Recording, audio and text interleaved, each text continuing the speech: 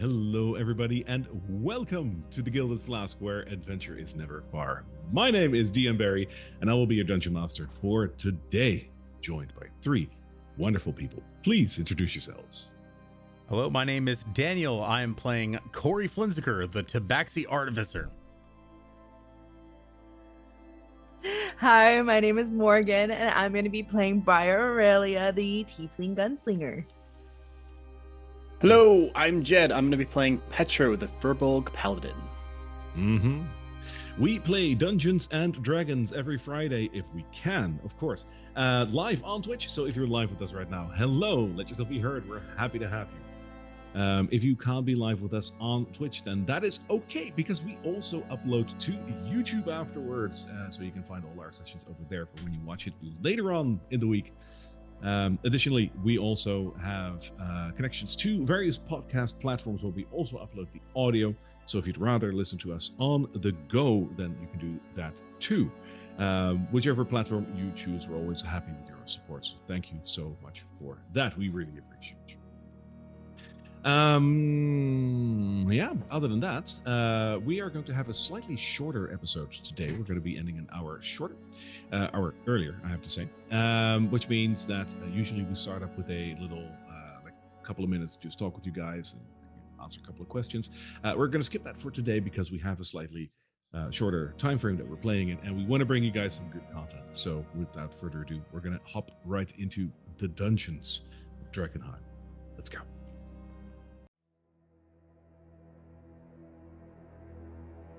Drakkenheim.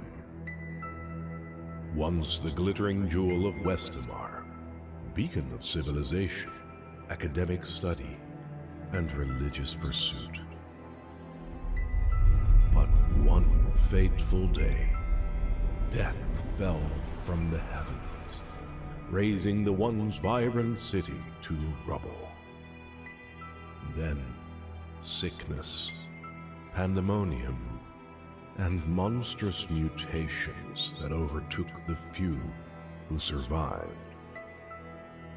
And yet, beneath the decay and calamity, the remains of Drakkenheim revealed a new secret. Whispers of this discovery crept across the lands. Delirium. Survivors, crusaders, and fortune seekers from near and far battled for dominance, ruthlessly vying for power over the ruined city. In the midst of chaos, three heroes stand ready to survive, to rebuild, and perhaps to profit. And the key to their success may lie deep in the dungeons of Drakkenheim.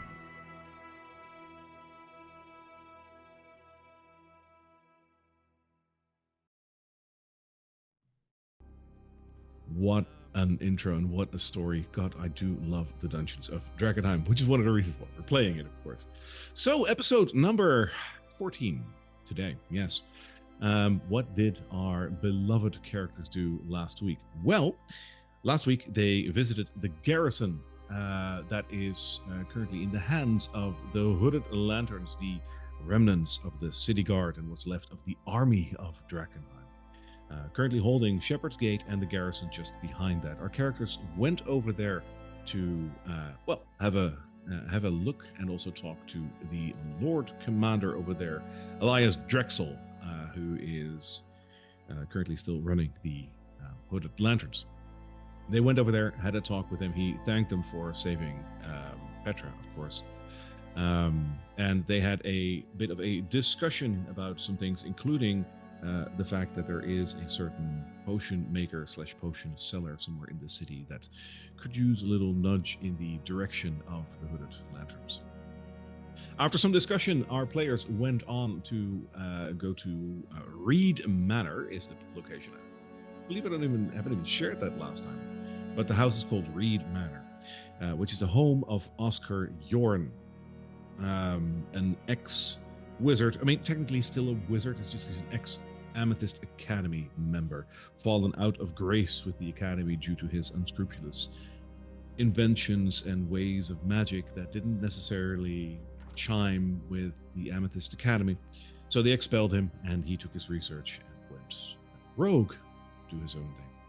They went and visited him. They saw a couple of undead ogres strolling around for security reasons, most probably. But they braved that area. They walked into the house. They talked with his gaggle of students that he has running around, helping him do the day-to-day tasks. 4 of them with 4 beautiful, tiny familiars that they have with them. And finally, they got around to go to the lab, which is hidden underneath Reed Manor, and talk to none other than Oscar Yorne about his research, his happenings, and what he's doing. And after talking with Oscar Yorne, they learned that he is in dire need of very special ingredients to keep advancing his research and his potions. He requires a so-called Eldritch Lily that supposedly can only be found deep inside the city in Queen's Park Garden, a dangerous place for multiple reasons. One of them definitely being the fact that it is deep within the inner city, beyond the walls, inside the deep haze. Who knows what might lurk for our players over there. So whether or not they are going to go there or choose something else for the time being, that is up to them for today. And I imagine that that is where we're going to start. The one question I have for my players, you were just leaving the cellar where Oscar Yorne was. Would you like to start in the cellar? Would you like to start in the house? Or are you decidedly leaving and going out? In which case we'll open up the city map. Which would you prefer? I vote house, if that's okay with the other players. Yeah. By me? All right. Then the manor house is where we will start. If my map wants to be nice, there it is. As you come back up from the cellar and push aside the bookcase, which serves as a door to the cellar, you see that the rest of the people that you left behind up here are still just working, busy. The students are seemingly walking around with ingredients and potion bottles, a couple of filled potion bottles, stacking them into crates. You notice that one of the large undead ogres is doing more of a labor's job of stacking crates on top of one another.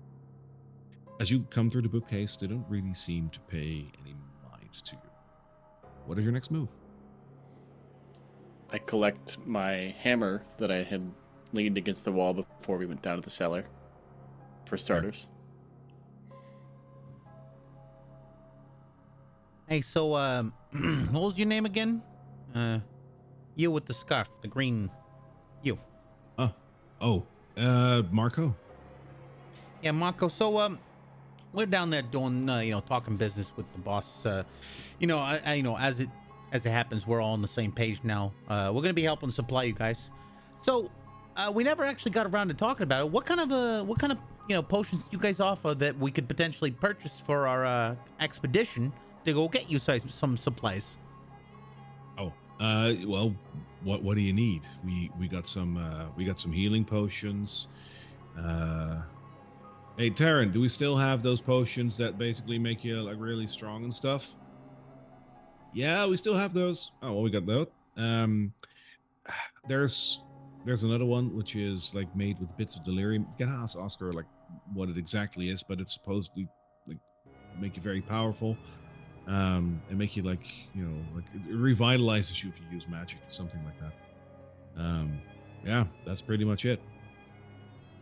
All right, so as a fellow person in the industry, I gotta ask, what are we charging the losers out there who come here? Or the clients, the customers, for healing potions and that one about magic. I'm interested in that. Well, it depends on if you want to buy just one or like in bulk. Like just one healing potion. Like that's like 50 gold. Maybe for you guys, we might be able to like make it a little cheaper like if you're working with us. But the other potions, it depends on what's in there, Yeah, I got you. For the healing potion, I think since we're gonna go in there, it might be pretty dangerous. I think we should probably have like if we can get 3 to 5 of those. Like if you guys can give us a bulk discount on 5, definitely willing to. But if we can get 3, that's probably all we really need. Gemma, do we have like 3 healing potions that we can take out for them? And Gemma will walk over to the crate and a couple of seconds later walk in with 3 reddish looking potions that look, I'd hope, familiar at this point. Yeah, here you go. So these are healing potions, just the normal ones. If you want 3 of them, that would be 150 gold. Gosh, let's make that 120. You know what? That seems like a very reasonable deal. I appreciate the I appreciate the working with discounts. So I'll go ahead and he counts out 120, hands them over, and I'm gonna give make sure all 3 of us get one. Sure. And then how much are those power potions? What are we calling them? Energy drinks? Yeah, Oscar calls them aqua delirium. Yeah, if you want to buy them, like, a piece, they're about 150 gold. Yeah, so they're pretty expensive. Oh, I think I recognize these. I think when I used to go to the gym, the guys would use these after they worked out. Yeah. So how about this? What would you guys say about 250 for all 4 potions? 3 healing and 1 of those. Yeah, we can do that. Sure. Works for me. Sounds like a plan. You guys are shrewd business people. I really appreciate working with someone who knows what they're doing. Sure. So you have that on you? Yeah. He very surreptitiously goes into his bag of holding, and he's looking around, taking out. He's 100. He has 150, and he pulls just enough. I'm gonna have to ask him. Make me a stealth check. Okay. I got a reason for this, and I'll tell you the second you rolled it. Okay. To hide the fact that he potentially has more. Yeah, like you're like the fact that you just said here's 100 isn't like anyone hears what you're saying. Yeah. Okay. So he takes it out. At one point, he actually pulls something out. He goes, "Oh wait, that's a fake one. Never mind." He throws it back in.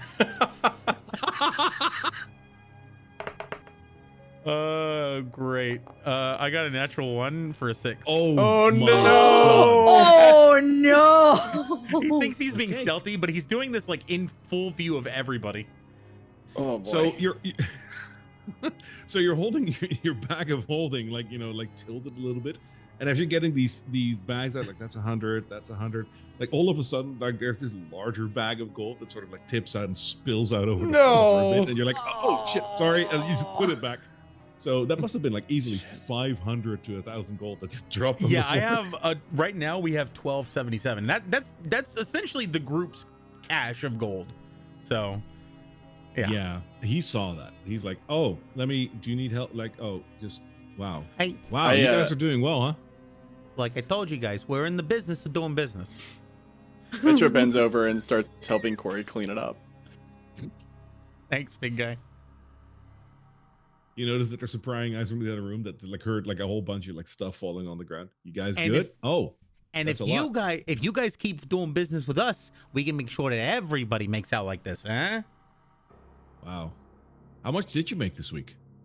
Who really keeps count after their 2,000, 3,000 a week, I think the really important thing is that we helped a lot of people this week, and that's what really matters. A lot of really, really wealthy people.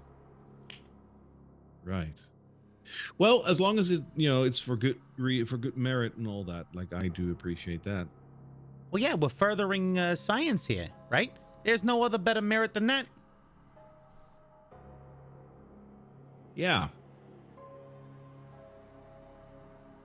Good talk.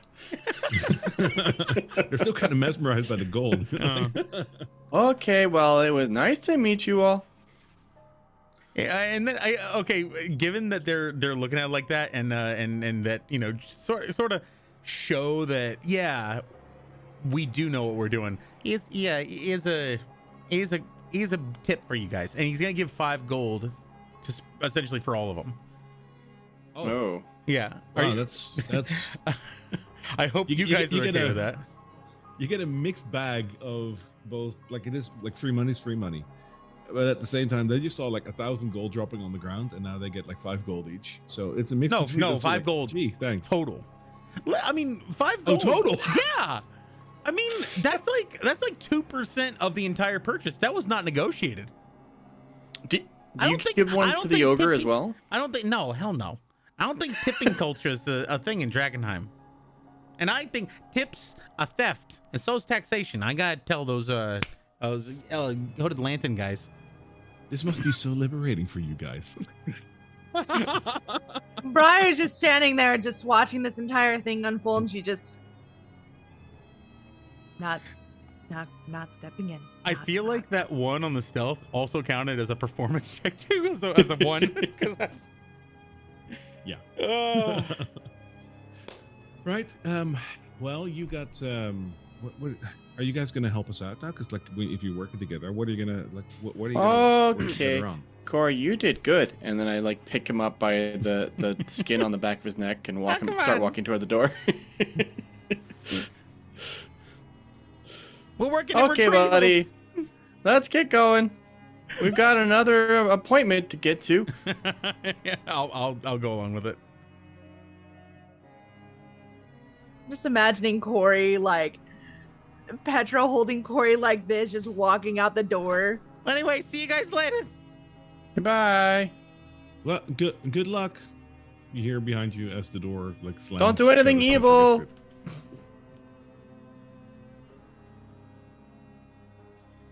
And then I suppose we're gonna try to at least get out to the road and somewhere safe. Sure. As we're leaving to the ogre, I want to say something like, just know your own value. I know that you're out here patrolling this yard, but I think you've got so much more potential than that. And I'm not saying there's anything wrong with what you're doing right now, but you seem like a good ogre, and I just wanted to tell you, just follow your dreams. Okay, bye. He gurgles something at you, which is completely comprehensible. But you being Petro, I imagine you take it as a compliment. Oh, thanks, man. I have been working out. It's true. Corey's still in your grass. Like, this is a really weird conversation. Let's set him down on the ground. Now, well. Oh, I'm not sure I agree, but okay. I feel like we should probably retreat from the city for the moment and just let's have a sit down and see where we're at. Oh, okay. I mean, I could use a meal. Yeah, we probably need to restock too.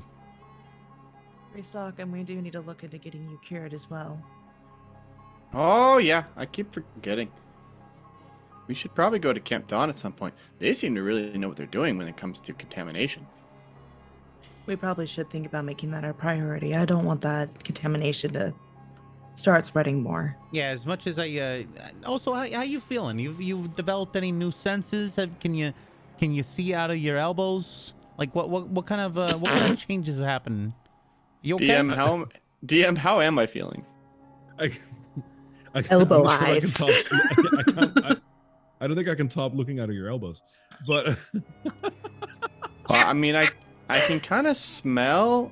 I think I can maybe smell out of my armpits. Either that, or I just need a shower. yeah, no, definitely your feet smell. But no, the way, how are you feeling? I imagine that you might feel a little under the weather, like that pre-fever. That like, oh boy, I'm gonna get sick. That. Beyond that, you feel pretty okay. I could use a nap and maybe a meal, but I can power through.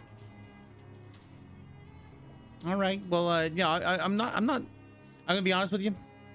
It's more of a.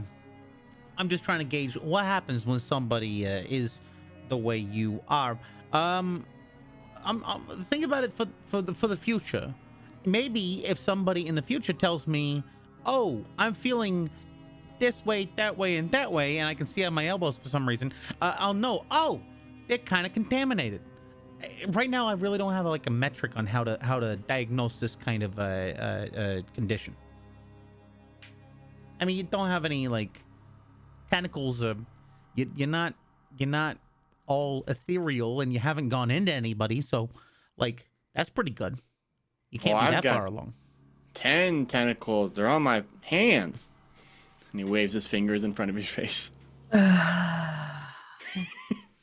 Petro, you definitely are. You're something else. Nope. Same guy.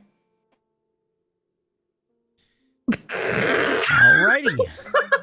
Well, Good talk. So you're back at the map.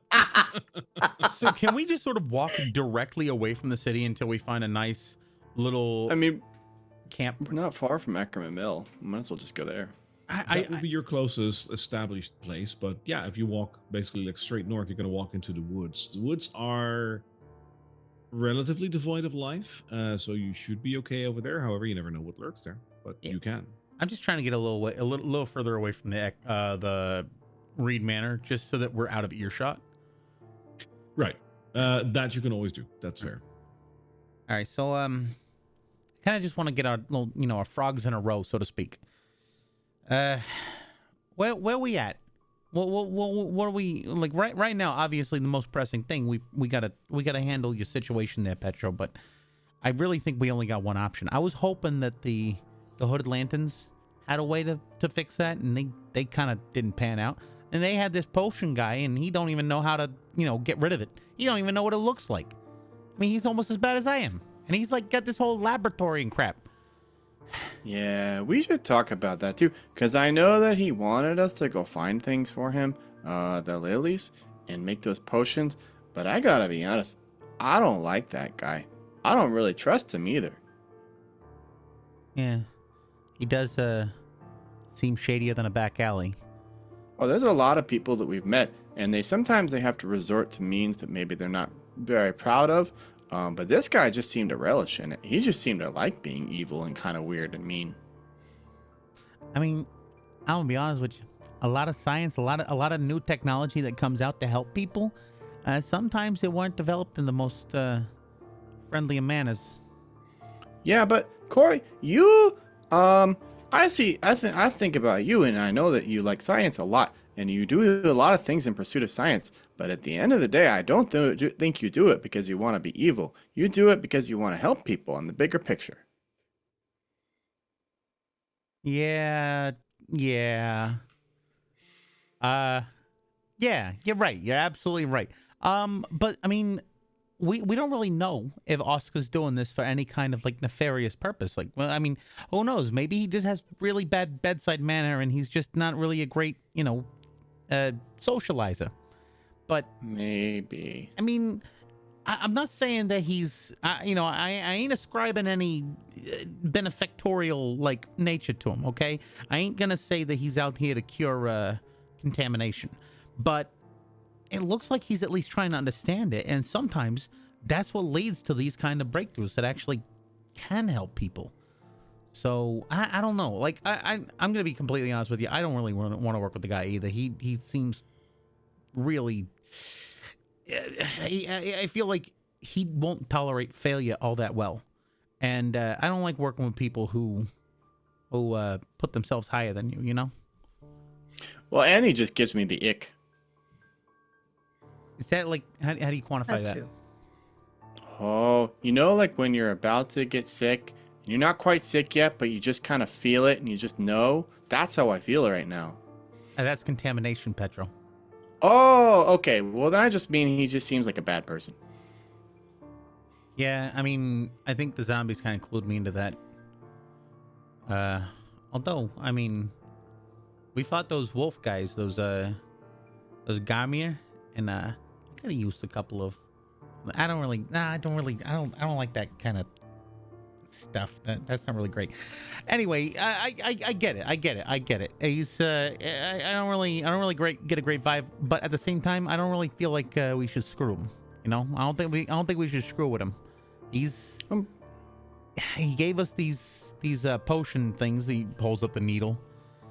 I feel like we probably want to, for lack of a better term, play this one close to the chest. Yeah. Because they're... Yeah, I got it. Briar, what do you think? I mean, I don't know. I didn't think that he seemed like a very nice person, but maybe you thought different. I think he has a motive behind what he does. While I don't necessarily agree with how he's been doing most of his experiments or how he treats those, how he gets them, but I think there was something that may have driven him to that point, and I can kind of understand it.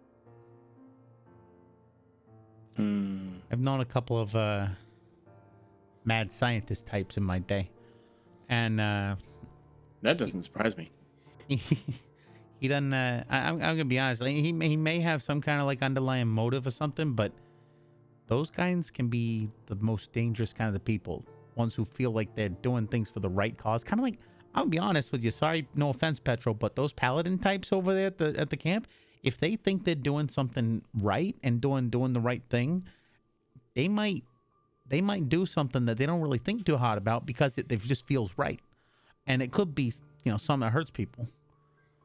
Corey, for the first time since we started this adventure together, I very much agree with you. Because one thing that I've learned from traveling around Drakkenheim is that everybody thinks they know what's right.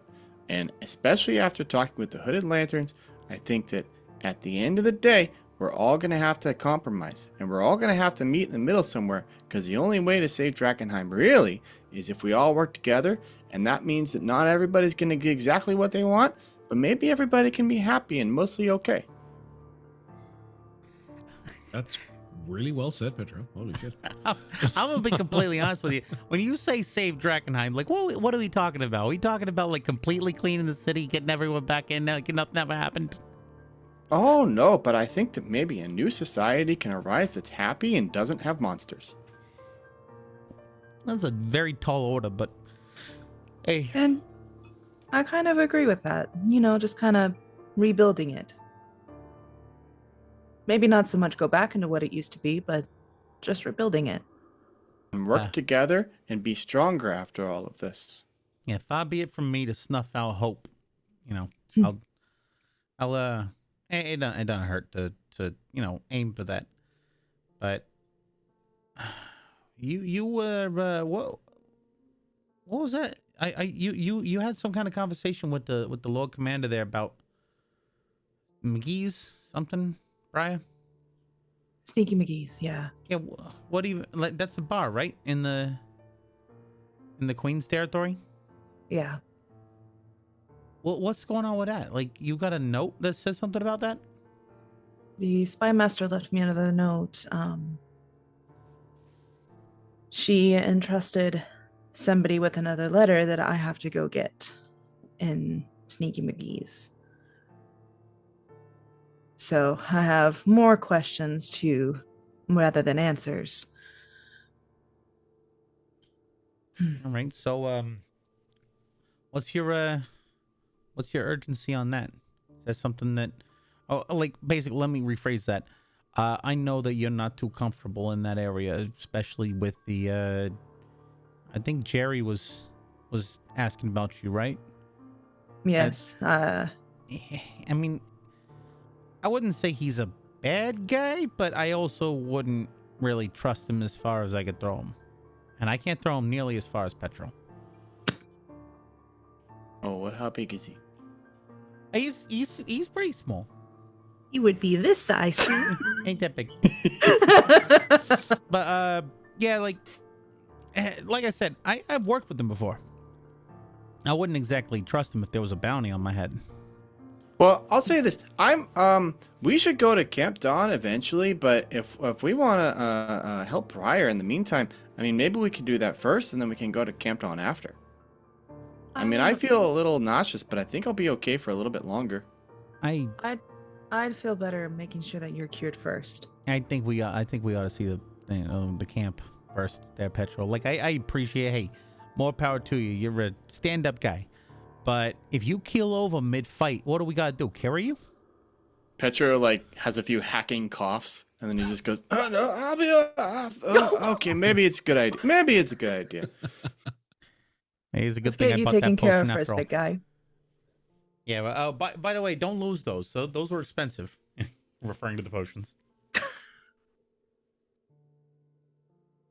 Well, all right. I think so wait, just back for a second. Hooded Lanterns, they want us to deal with Oscar, and I feel like what we could do with Oscar is not really gonna be what Lord Commander? Yeah, Lord Commander would be really happy about. We may want to we want to check back with him, but I don't think we should report back. That's true. We should report back. Yeah, we should probably report back. I don't want to go through that gate again because, you know, first of all, we got to give out the pin. Second of all, the taxes, man, they're going to take... Right. Oh, but they provide a valuable service. Yeah, opening the door. We can get in the city on our own. We actually know a way. Anyway. Yeah, so, but... Okay. Oh, what's up? Oh, but you remember Exy's over there. You know, we want to avoid him. I'd love to get a look at that guy. Okay, well, how about for right now we just go and we talk to the Lord Commander and we tell him that Oscar is kind of weird, or whatever it was we were supposed to tell him. Yeah, the problem is, weird or not, that's what I think Brian was trying to say. Brian, you're right. He is keeping them stocked with potions, right? Like, Yes. I mean, honestly, you know what we could do? They're giving us a discount. We could get discounted potions from them, go back to the Hooded Lanterns, sell them full price.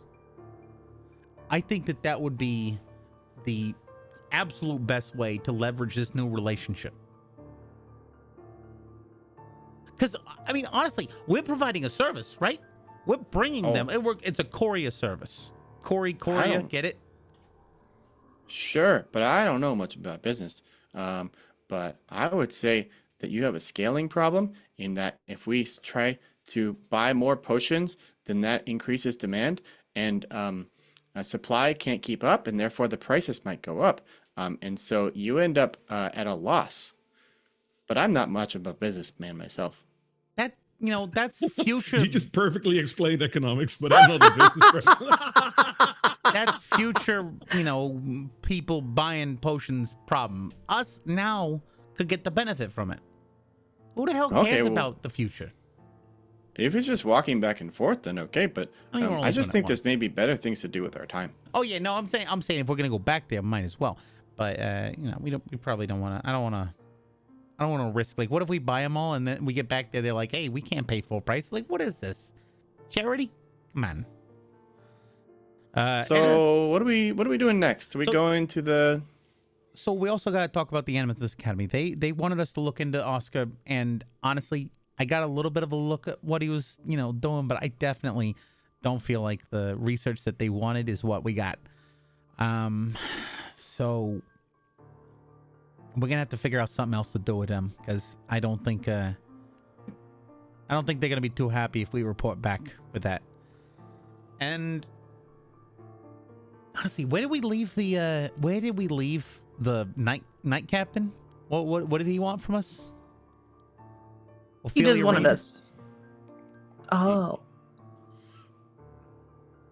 Of the Hooded Lanterns? No. Commander? The Ophelia Reed and the other guy with the long hair and the "I'm better than you" attitude. I forget. Yeah, I'm pretty sure. Don't remember. I'm surprised. I'm surprised you forget, since you're part of that faction too. You would think, right? Yeah. Well, I think what might be the issue is I don't think they really gave us the next steps. They just said if you want to do more good, and we're like, well, we're busy. Have I had? I mean, I want to do more good. Well, yeah, everyone wants to do more good. All right, so I I think do the goodest. I think honestly, right now, I don't really want to report back to the academy. We don't got nothing to report. Same deal with the Hooded Lanterns. I mean, we could tell them that we didn't get anywhere. Oh, I think we should tell him at the very least. Plus, it's not far from here, really, so we don't have to delve super far into Drakkenheim. Mm-hmm. All right. So we make our way back to the Hood Lanterns. Let them know that we failed. Then Oh, head along- I don't think we failed. I think we're bringing them in, useful information, and we did our best, frankly. You Yeah. opened negotiations. Yeah, I suppose. Now, thank you, oh God of the land. Anyway, The Who are you wind, talking to? Petro, they need us to negotiate, dealings with Oscar, and we don't really want to deal with Oscar, or at least you guys don't. I don't really want to deal with them either. But I mean, sometimes you gotta do things that you don't want to do, and if the Hooded Lanterns are gonna keep getting their health potions and their healing supplies, I really think that we got to consider it. Okay, well, I think maybe let's just talk to him. Yeah, let's head back to the Hooded Lanterns, and then from there we probably need to get over to Camp Don. Yeah, I agree. All right. So going back to the Hooded Lanterns, you again have two options. You need to go through the gates, which might have some repercussions in terms of your PIN and potential taxes. There is, however, of course, another gate that would lead you to the garrison. Which do you want to take? Didn't the Lord Commander say that we could go through for free? Was this a one-time deal? We have a pin that we can show Yeah. just to get Yes. through. So let's not go through the scary gate. Let's go through the Hooded Lantern gate. I kind of want to just see it in the distance, maybe take some notes, just to Did we see do that? what does it look like. If you want to did do that that, already. I'm not looking at it. It's fine. That's fine. We did that once, remember?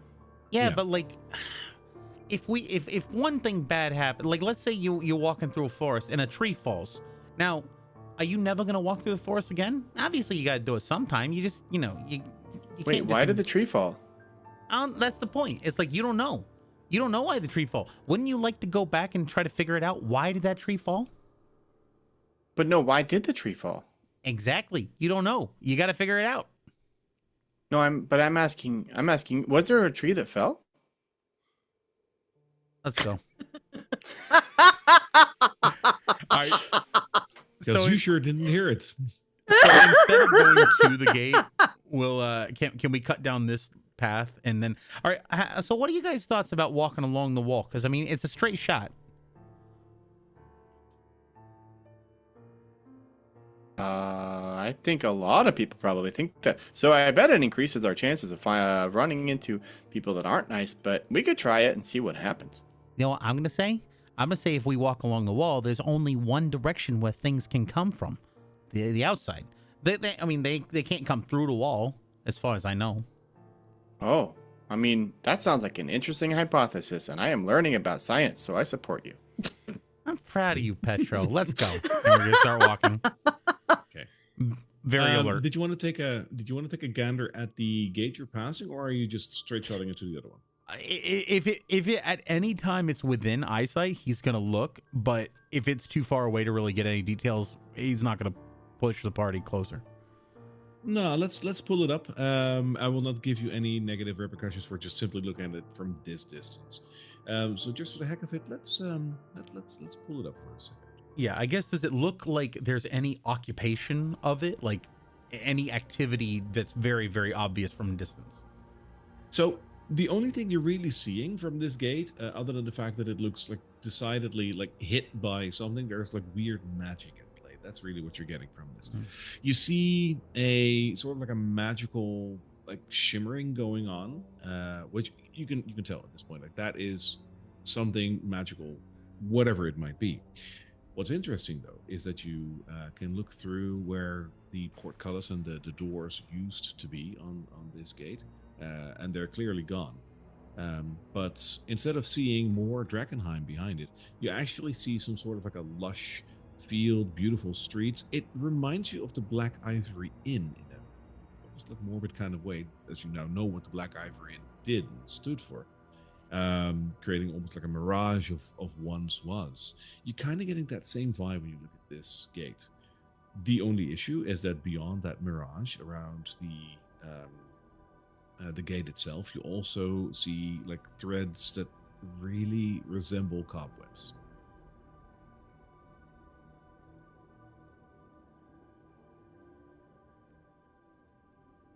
I'm gonna write that down.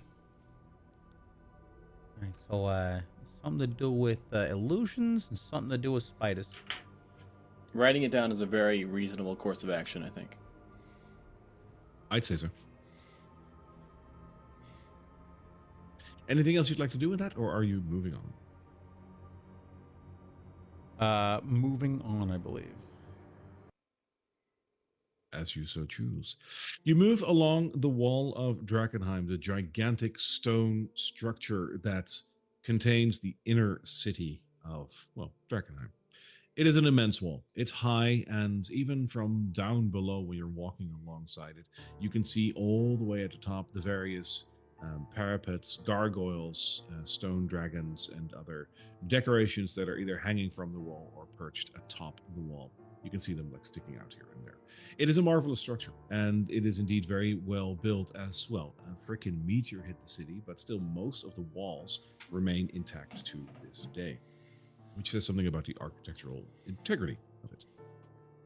As you move along the wall and reconsider Corey's consideration that dangers can now only come from one side, it sort of dawns on you that that is true, but you also don't have a place to run if danger does come from that side. And I imagine that might do something. Yeah, forward and we That got being backward. That's all I need. Sure. That other voice in your head says, yeah, what if something can go through that wall? And as you think about that, who's leading the party? I think Corey at this point, he's after a couple of times moving through, if you guys are okay with it, Yeah. he's a lot more focused on dangers because he knows this, I think the last time they smelled Garmir pee or something like that. Yeah, that's very pungent. Yeah, he knows that this area may not be too safe. Fair. But you have traveled here a couple of times right now, and I will take that into consideration. So could you roll me a survival check with advantage, please? Ooh, okay.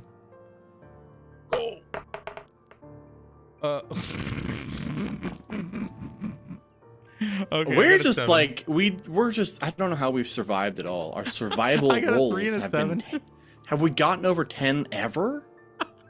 No, we've got I 10 think a couple of times, got a but just 12. this it's not happening. Been pretty bad on average. Somebody average that and like paste that in the YouTube comments or something. Like there's been a couple of moments which I did not divulge to you, where basically like this grand monster just tried to bite you, but like flew over you just a bit and hit a house next to you, but you were oblivious. So I got a 7. 7. All right.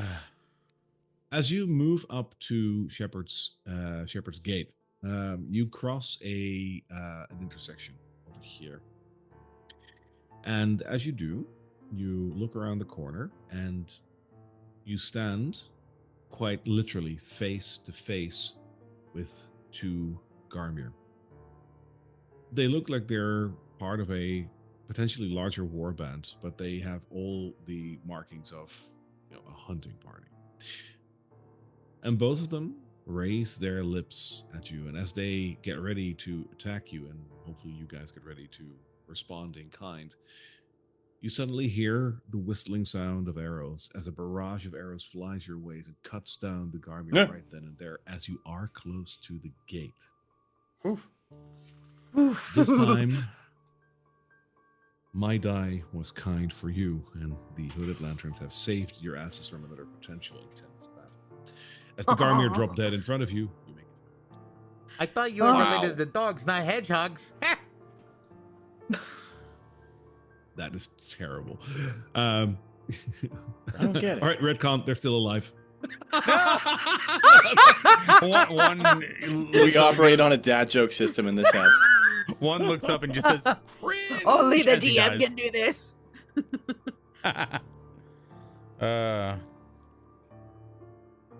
Well done, soldiers. I'll pass along my recommendation of extra rations or something to the captain. Well, you're welcome. We tried to keep clear. You spotted any other Garmir in the area? think there's a pile of Garmier leavings out that way and angle down the street that we saw it before. All right, you guys coming through? Yeah. What, you looking at me? Oh. You have the thing, right? You Pull have out the thing? the commander's pen and be like, I believe we were requested in the commander's presence. Oh, yeah, sure. All right, come on through, and the portcullis will be raised for you, and you can move on through. Corey, do you want to tip them too? I was thinking about it. Honestly, I really was. Now, do you want to do 15%, 20%, 25%? 20% of what? Free? If you could just sign right here real quick, please. 18% standard for groups larger than 4. That's why Corey only travels with 2 companions, because groups larger than 4 gets an automatic tip. Sorry, I'm very sidetracky today. Sorry. No, I love it. Like, just in lieu of a tablet, like you basically like open up your prayer book and like hand it to me. How would you rate your experience today? All right. Service was 9 out of 10. Taste was really low. I'm going to do a prayer for you, and afterwards, if you could just sign right here, that'd be just choose a percentage. Religion for money. Where's this world coming to? Anyways, We need Too real. Okay. a Drakkenheim Martin Luther. you make it to the garrison. All right.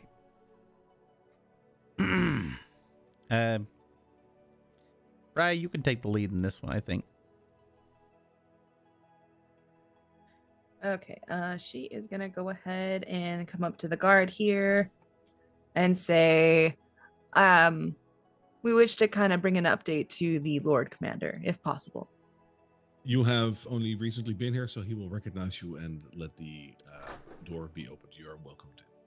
Thank you very much. As you come in, you see that in the courtyard there is not a lot of training going on right now.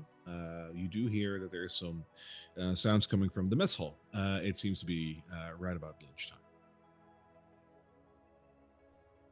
Oh, I could use some food. Do we want to stop and get some food, Petro? I mean, if you guys don't mind. Plus, maybe the Lord Commander's in there. We don't know. Huh.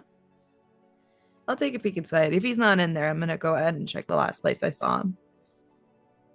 If you look in the mess hall, you'll see quite a few hooded lanterns who are currently eating something that looks like something in between porridge and soup. Right in between all of the men and women of the hooded lanterns, you indeed spot the Lord Commander, apparently not feeling the better by having to sit in a special place. He takes his lunch among the men and women of the hooded lanterns. Ah, respect it. I guess we go inside, or at least I do. Sure. I'm joining right behind. As you come inside, the Lord Commander will see you and abruptly stop his eating, and he will approach you. You're back quick. I like speedy returns, hopefully also with good news. I want to call it good news, but we do have news. It's more of an update. It's Oscar is a very interesting character to really try and make a deal with. Mm-hmm. So, but we have found, hopefully, a way that will help benefit to reconvene and make negotiations a little bit easier to deal with. Go on. So, in return for getting a little bit more convincing with him, we do have to go out into the city to just gather some ingredients for him. And what exactly are these ingredients? Oh, he did tell us, what was it? Not to tell anybody, or I don't remember exactly what the consequences were, but I remember he said they were really bad. Just rare ingredients that have only been able to sprout from Drakkenheim. From Drakkenheim itself. Hmm. Okay. And you're going to follow up on this, I assume? Yes, we'll be following up on it. Just the area we do have to go into is a little bit deeper than we're used to. So we're going to be following up on that and finding a way to get in a little bit deeper into the city. Also, Lord Commander, I don't know what your interactions with Oscar have been, but he gave me the heebie-jeebies a little bit. And if I were you, and I know that you don't always have the option of dealing with honest and good people, but if I were you, I would just be careful with that one. Your concern is noted, Petro. I unfortunately do not have the luxury of picking like that at the moment. My men and women need the magic that he provides through his potion work. If we are able to maintain the foothold that we have, I don't have the luxury of turning to the Amethyst Academy, as their prices are too high, their response is too low, and their deliveries are too few and far between. I don't have any men and women in my current company that can make these potions, so I am left with whatever I can get. There is a final option, which is getting them from Emberwood Village, where there are a couple of tradesmen that sell potions, but one, they're not in bulk, and two, it still needs to come all the way to the garrison. This is relatively close by and relatively trustworthy. I will say I trust the man as far as I can throw him, so I do understand your concern. People keep using that phrase. Have you ever been down to his basement before? I haven't even been to his house. What's it like? Oh, it's kind of gross. So down in his basement, Well, as he's talking about that, Briar just kind of elbows him into the side to get him to stop talking. Oh, I guess what I'm trying to say is, yeah, just be careful. Okay. I appreciate your concern, Petro, and it is noted. So, what next? You are going to venture deeper into the city. Do you need assistance with that? What's the plan? Well, I'm a little scared to go into that part of the city, to be honest. Rightfully so. There's a reason why the army wasn't able to take the city, and it is all found there. I mean, I don't want to speak on behalf of the group because we haven't really decided yet, but I think if anything, we need to get a little bit better equipped before we go to that part of the city. What do you guys think? I would agree with you on that, and maybe if at all possible, if there's any spare potions that kind of help out with getting deeper in the haze, we do have two at least. We're kind of hoping to see if we can get another. I will say this. When you travel deeper into the city, you will undoubtedly run into something that we refer to as the deep haze. What we see over here, as he gestures around himself, what you see over here is the normal haze that we have to deal with from day to day. It isn't great, but it's manageable and it's survivable.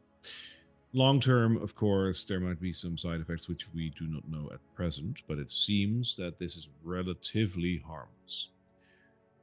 In the inner city, however, the mists coalesce into a rather thick form, which will obscure your vision a lot more than what you have over here. Quite a lot more. But predominantly, it's getting hard to breathe in the deep haze. The trouble is, you can venture through it. Like, you won't die immediately, from what I understand, but it might take a bit of a toll on your health. This is something that you have to keep in mind. It will not outright kill you. You can travel through it, but you have to make sure that you do so quickly. Oh, how do we do so quickly? Make a plan. Know where you're going, and make it an in and out quick action. Don't dawdle too long. Oh, we never dawdle. We're really good at heading straight to our objective and not getting distracted at all. You strike me as someone who does that, Petra. Oh, thanks. I had a question there, Lord Commander. You mentioned before there was a clock tower that you guys were, angling to try to reclaim or something. Yes. Is that like whereabouts is that? Is that somewhere that's reasonably close and or not in the deep haze? There are some pockets of deep haze around that, but if you're lucky, you'll be able to circumvent most of it, and, well, it should be traversable. There is an option to go completely around the deep haze, but that would mean an extensive travel through the inner city, through the inner streets. That is a choice, of course, as you might imagine. The creatures that stalk the streets over there are, well. Anyways, the clock tower itself is located near the market square. All of the roads that lead into Drakkenheim ultimately end up there. So just follow one of the main roads and you should find it. It's not too far from here. And the clock tower itself, from what I remember, is not in the deep haze itself. Is this the one that's guarded by the executioner? Nah, No. that's Slaughterstone Square. Oh, yeah. There's so many squares, it's hard to keep track of them. Yeah, humans and all the other creatures of Drakkenheim, they really liked squares. There's so many of them. Well, that's actually a really cool point there. This whole city, if you look at it from a map, is actually a big circle. So if you think about it, all the squares really do make a big circle. It's great. It's wonderful. It's like putting a square peg into a big round hole. Well, I wanted to ask you. You mentioned monsters and creatures in the city. Now, we've seen a couple of things. We've seen these dog-like creatures. I think we've heard them called Garmir. We've seen various mutated, what used to be people. Looks like something that went inside him. Some husky kind of creatures and some really big hellhounds, Trolls. hellhounds and trolls. Yeah, ogres, fish people. fish people. Fish people. Yeah, in the in the cistern under the Slaughterstone Square, we actually ran into a couple of fish-like humanoids. How did you get to the cistern? We saw frogs that weren't actually frogs. We were scoping out some sewers. Unfortunately, we really couldn't go further because, like I said, fish people and the executioner. Well, the fish people weren't too bad. They were actually quite nice. No, they were actually nice. No, they were terrible. They will kill you on sight. I don't remember that at all. I glared thought they were kind of meaningfully nice too. at them. You know what I'm going to ask, Corey. Also, they had a pet crab, who was a little scary at first, but Very he ended up scary. being really Like nice. the whole, I wouldn't recommend. Like we were just doing some scouting, and it came to basically a dead wall of death and destruction that we had to go. I'm gonna roll Make for me a myself deception here. check on that. Damn it!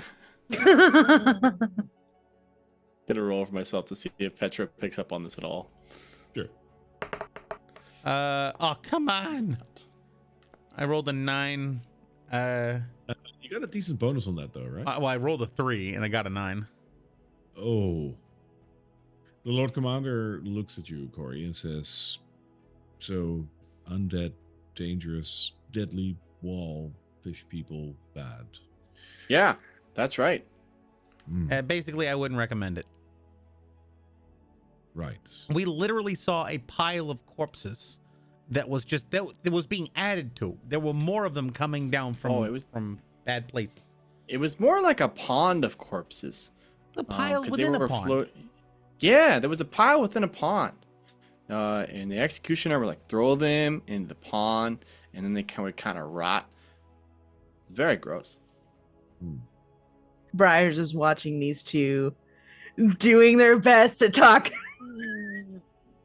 and explain everything regarding the fish people. I swear I'm good at this. You're just like, I'm just gonna let the. I'm just gonna. Like at this point, the Lord Commander just sort of like pouts his lips as he's listening, like, All right, what? Okay. You look like you're having a thought there, Mr. Lord Commander. What's up? Nothing that needn't concern you right now.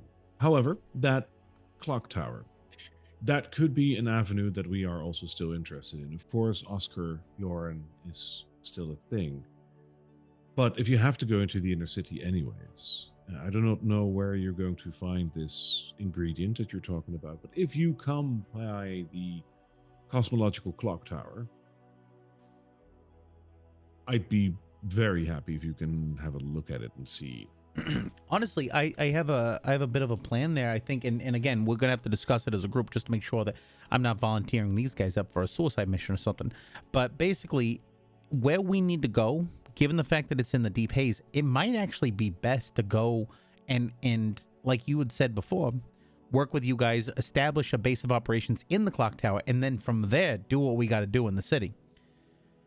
You were saying that might actually be a possibility in terms of a base of operations within the city, and I think that you're absolutely right. Being able to go from there and do anything that we got to do to make sure you guys get the healing that you need from Oscar, that's probably the best way to do it. If you are willing to scope this out, try out the clock tower itself, I hope there's nothing undesirable there, but if there is, deal with it. If that is possible, I will hold my word that you can use that as a base of operations as much as we can. You'll have a safe place in the inner city, which is something special for us, but for you as well. No other adventuring party that we have talked to or have come across over the last 50 years would have made it that far. You would have to consider yourselves lucky. But we're willing to offer that to you. Petra A joint location. Petra whispers to the other two, and he's like, "Guys, we could take naps in Drakkenheim." Yeah, absolutely correct.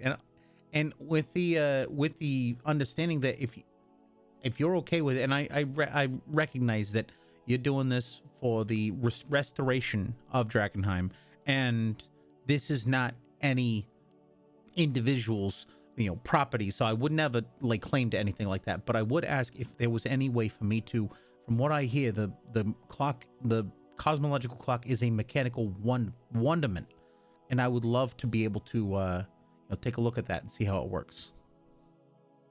Well, you can be my guest on that, but don't get your hopes up. The clock has stopped working a long time ago.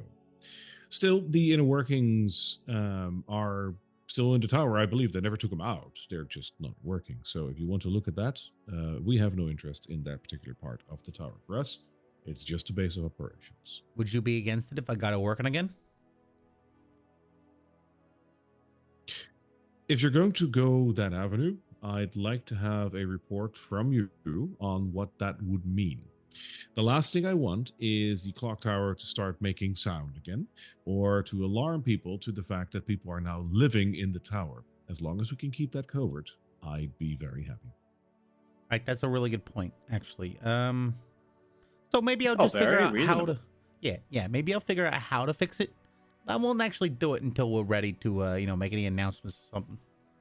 Heck, that would be an amazing announcement, wouldn't you say? Like, if everyone, guess what? We actually made it into the city. Bong, bong, off in the distance. Huh?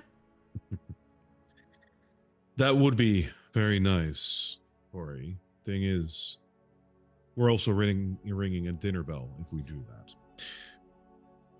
There's various factions around us who might envy us for getting this location, let alone the creatures that aren't part of a faction.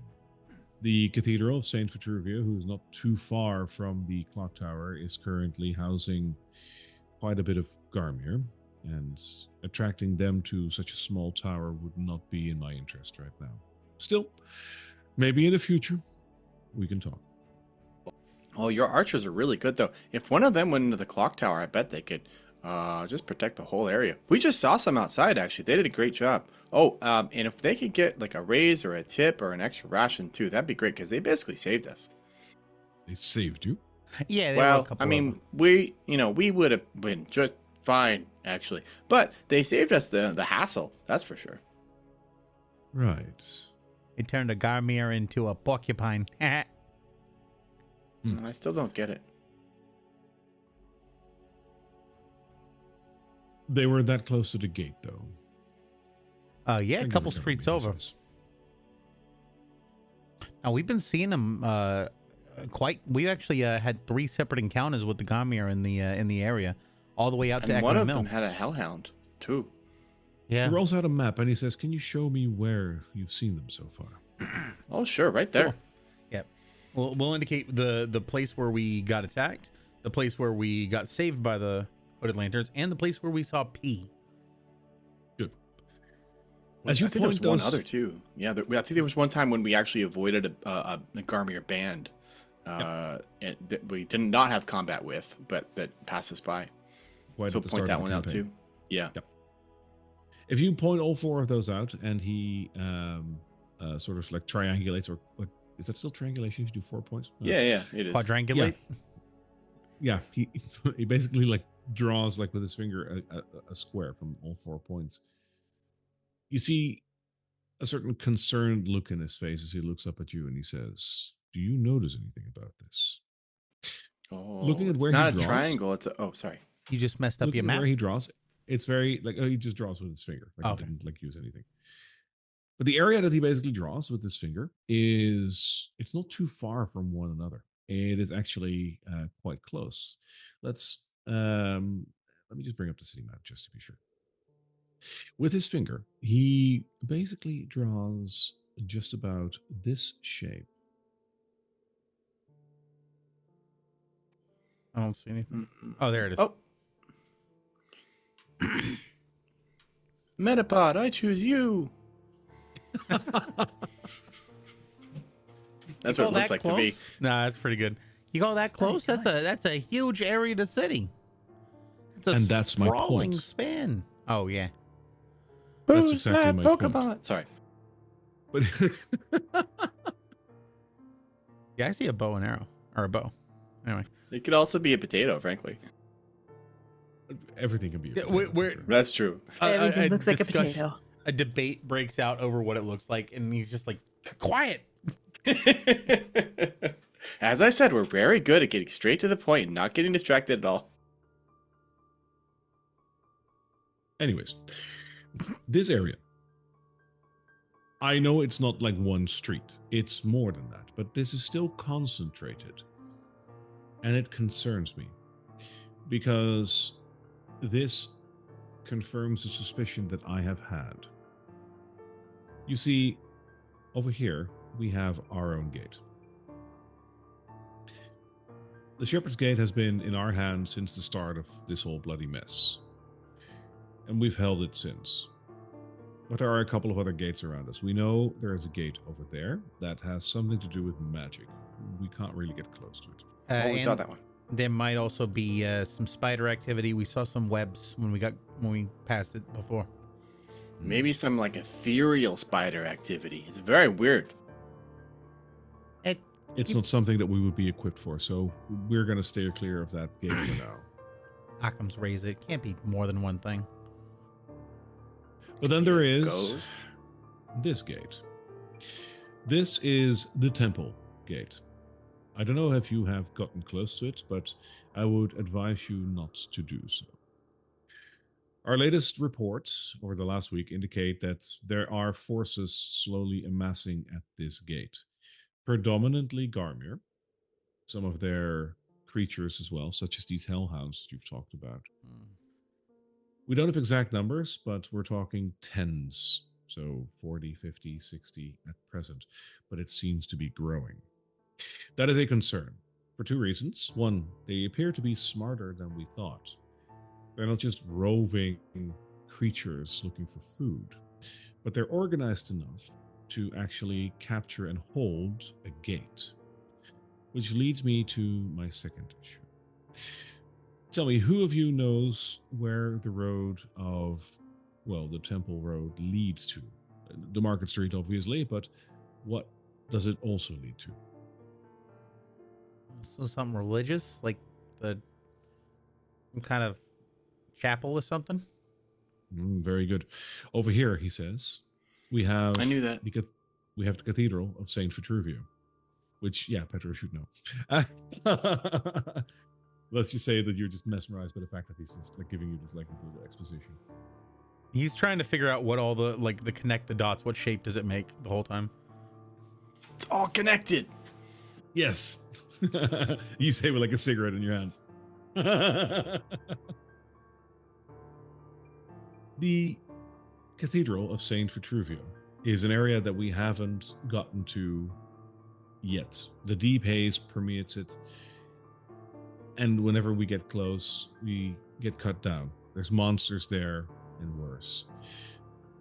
The issue is, if the Garmir are amassing a group at the temple gate, they're not coming from our gate. They're also not coming from the river, because Garmir can't swim from what I know. And they're not moving beyond this area of the sprawl. That can only mean one thing. They're coming from the inner city, and something is directing them to the gate. This means that the Garmir have leadership. And if they do, they are an adversary larger than we can imagine.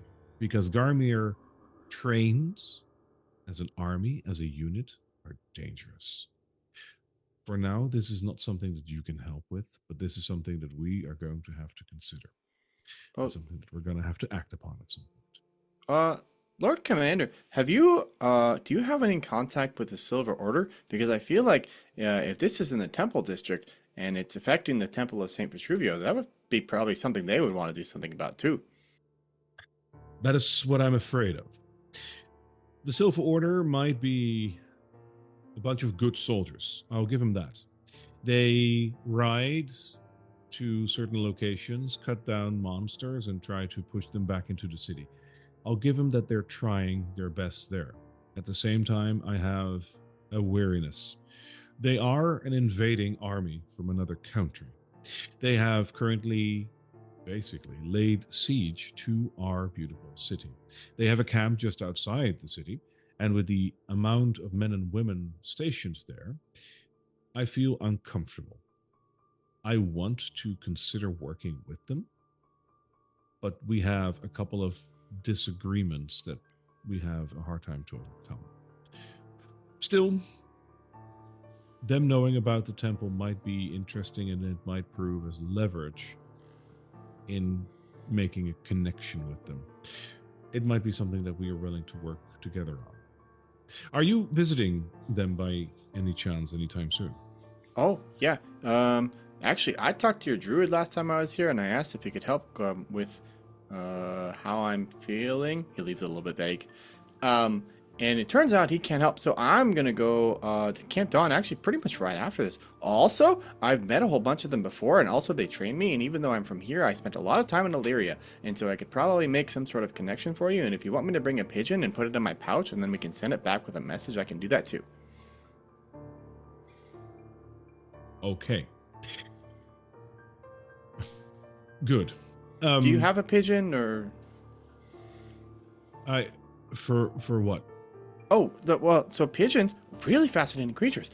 They actually have a great sense of direction, and so if you had like a bunch of pigeons in a cage here, and you fed them and you took care of them, then I could take one with me. And then when I get to Camp Dawn, we could tie a little letter to its leg, and then we could release it, and it'll fly right back here, and then it could say something like, "Hey, Lord Commander, turns out we want to work together." And then you could be like, "Oh, that's great." And then maybe, someday if you could have like pigeon network, they could fly back and forth, but also you could just send like somebody on a horse.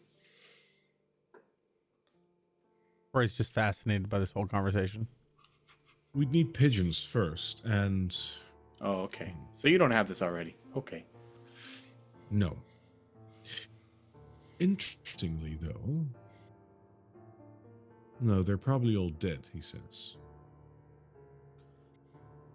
The Clockmaster used pigeons in the olden days when he was up in the cosmological clock tower to send missives around. There was a network of pigeons stationed over there. I imagine they're all gone, but well, you just made me think of something way back. If you're going to Camp Dawn, could you relay this message for me? we are seeing Garmir in more and greater numbers around the outer perimeter of the temple gate. If that continues to grow, a strike might be a necessity, and we are willing to talk with the Silver Order to see if we can work together on that. Love, Lord Commander. Okay, got it.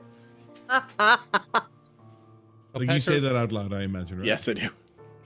Petra, does this make you a pigeon right now? I am bringing a message, but I don't think I'm a pigeon. I mean, it kind of fits. Petro the pigeon, you know, pigeon Petro. I do like alliteration. Do you speak bird? Oh, yeah, I can speak bird. There you go. You're already halfway there. You can speak with birds? Oh, yeah, I can speak with a lot of different kinds of animals. He's like your druid. You're- You know they're a little crazy. You're a fascinating man, Mr. Petro. Oh, I'm not a man. I'm a furbolg, but thank you. Yes. Oh. Well, sure. Lord Commander, I don't want to take up too much of your time, but I did have a question about Garmir, if you've got a moment. Sure. I'd like to return to my lunch after, but I will answer a question for you. Oh, if the Garmir are more intelligent than you thought, and if they've got a leadership and all that, what do you think they want? Because, frankly, maybe battle isn't the answer. Maybe diplomacy is. You'd be hard-pressed to find that in diplomacy with these creatures. They're still as vile and as aggressive as they are when they're not being instructed to work together. The only difference with Garmir in the wild, so to speak, and make no mistake, we haven't seen these creatures before the meteor hit. They are very much a product of what the meteors did to the city and can do to the city. But they are needlessly aggressive, and there is no room to talk or to, well, offer a truce or something. We've tried to see if they were in any shape or form open to that. There's little to no openness for communication, which is all the more reason why we are shocked to see that there is something directing them. We're just not sure what it is. Okay. Well, So- I thought I'd ask, and I appreciate that you tried at one point to do diplomacy with them. I will relay this message to the Silver Order. And, it's like the conversation we had last time. The only way that we can get through this is to work together.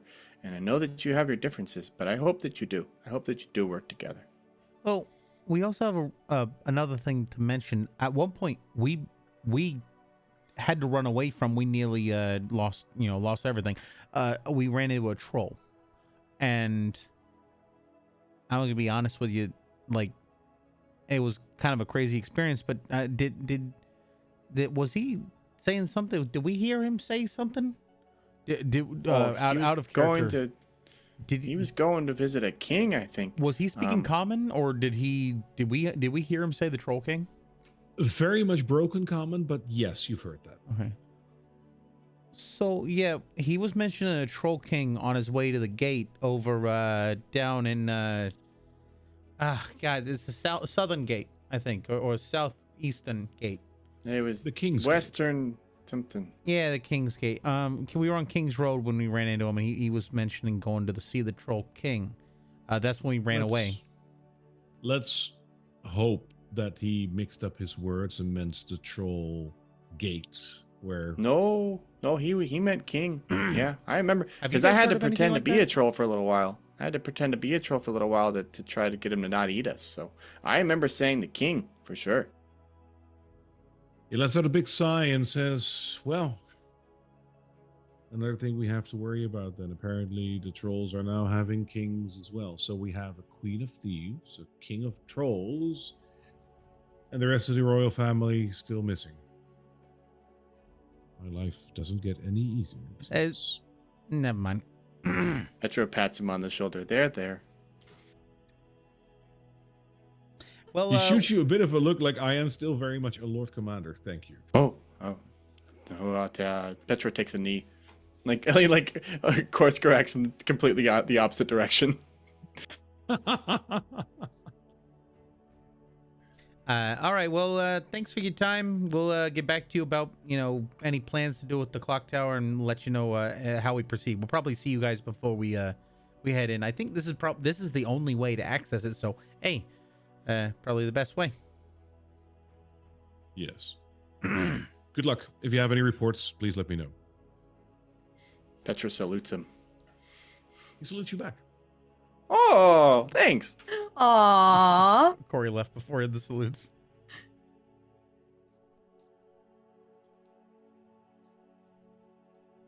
All right. Let's bring you back to the city map once more. As we're exiting, I don't think I think he's got enough on his plate. I don't think we should also tell him about the rat prince. So we've got a queen, a king, and a prince. Oh yeah. How come everybody needs kings and leadership and I mean, I guess I get it. It's more organized that way. But there's just so many, and there's so many to keep track of. And I'm not good at keeping track of that many kings and queens. Yeah, they often don't really know what they're doing, but as long as they got an advisor like, this guy over here, they can probably do okay. I just wish everybody could do their best and try to do the right thing and have that be enough. Yeah, well, we've It is already talked about that. It is an interesting thought, though. When Drakkenheim was still standing before the meteor, there was a king, there was a queen, there was a prince, and there were 2 princesses. Now, all of those are, well, In the almost wind. presumed dead, though the Hooded Lanterns don't believe so. But there's still a king and a queen and a prince so far. Who knows? Maybe you run into a princess as well. Yeah, it's been 15 years, hasn't it, since the media struck? There's no way they're still in there. I don't know. I've been seeing some pretty interesting things coming in and out of there. All right, so we know that there's potentially Gamia the entire pathway straight through, so we probably want to make our way out as much as we can. Yeah, as far as possible. I think, as far as we know, the Camp Dawn, or what we know is Camp Dawn's on the other side of the river, right? That's correct. Yeah, either way we go, we're gonna have to cross it. So might as well head over to Styx. All right. You've been back and forth to Styx a couple of times. I'm going to let that also be a singular survival check with advantage because you've traveled this place before and you kind of know what to look out for, right? Does anyone else want to roll? Yeah, who wants to lead? I'll go ahead and lead this time. Yes. All right, survival. With advantage. With advantage. With advantage. You've been- Okay. Yeah. And Thank we the roll. Oh, Nice. Not bad. That will be a 16. As you're, here's your roll above 10. Hey. Even with a -1, you're beating my rolls.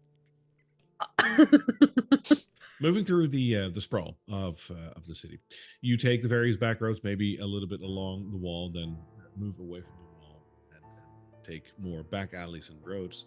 Ultimately, it seems rather quiet today. You don't run into anything. That telltale scent of Garmir piss, if you will, is something that you will smell here and there. But luckily, whoever might have left it there is no longer around. So you make Petra it to the relieves west. himself near one of those.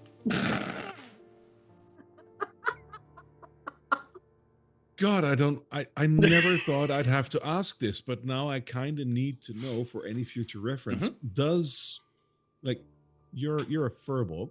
Yes. Does, like, I have to ask. I'm sorry. Does that, like, how does that smell? Does that block it out?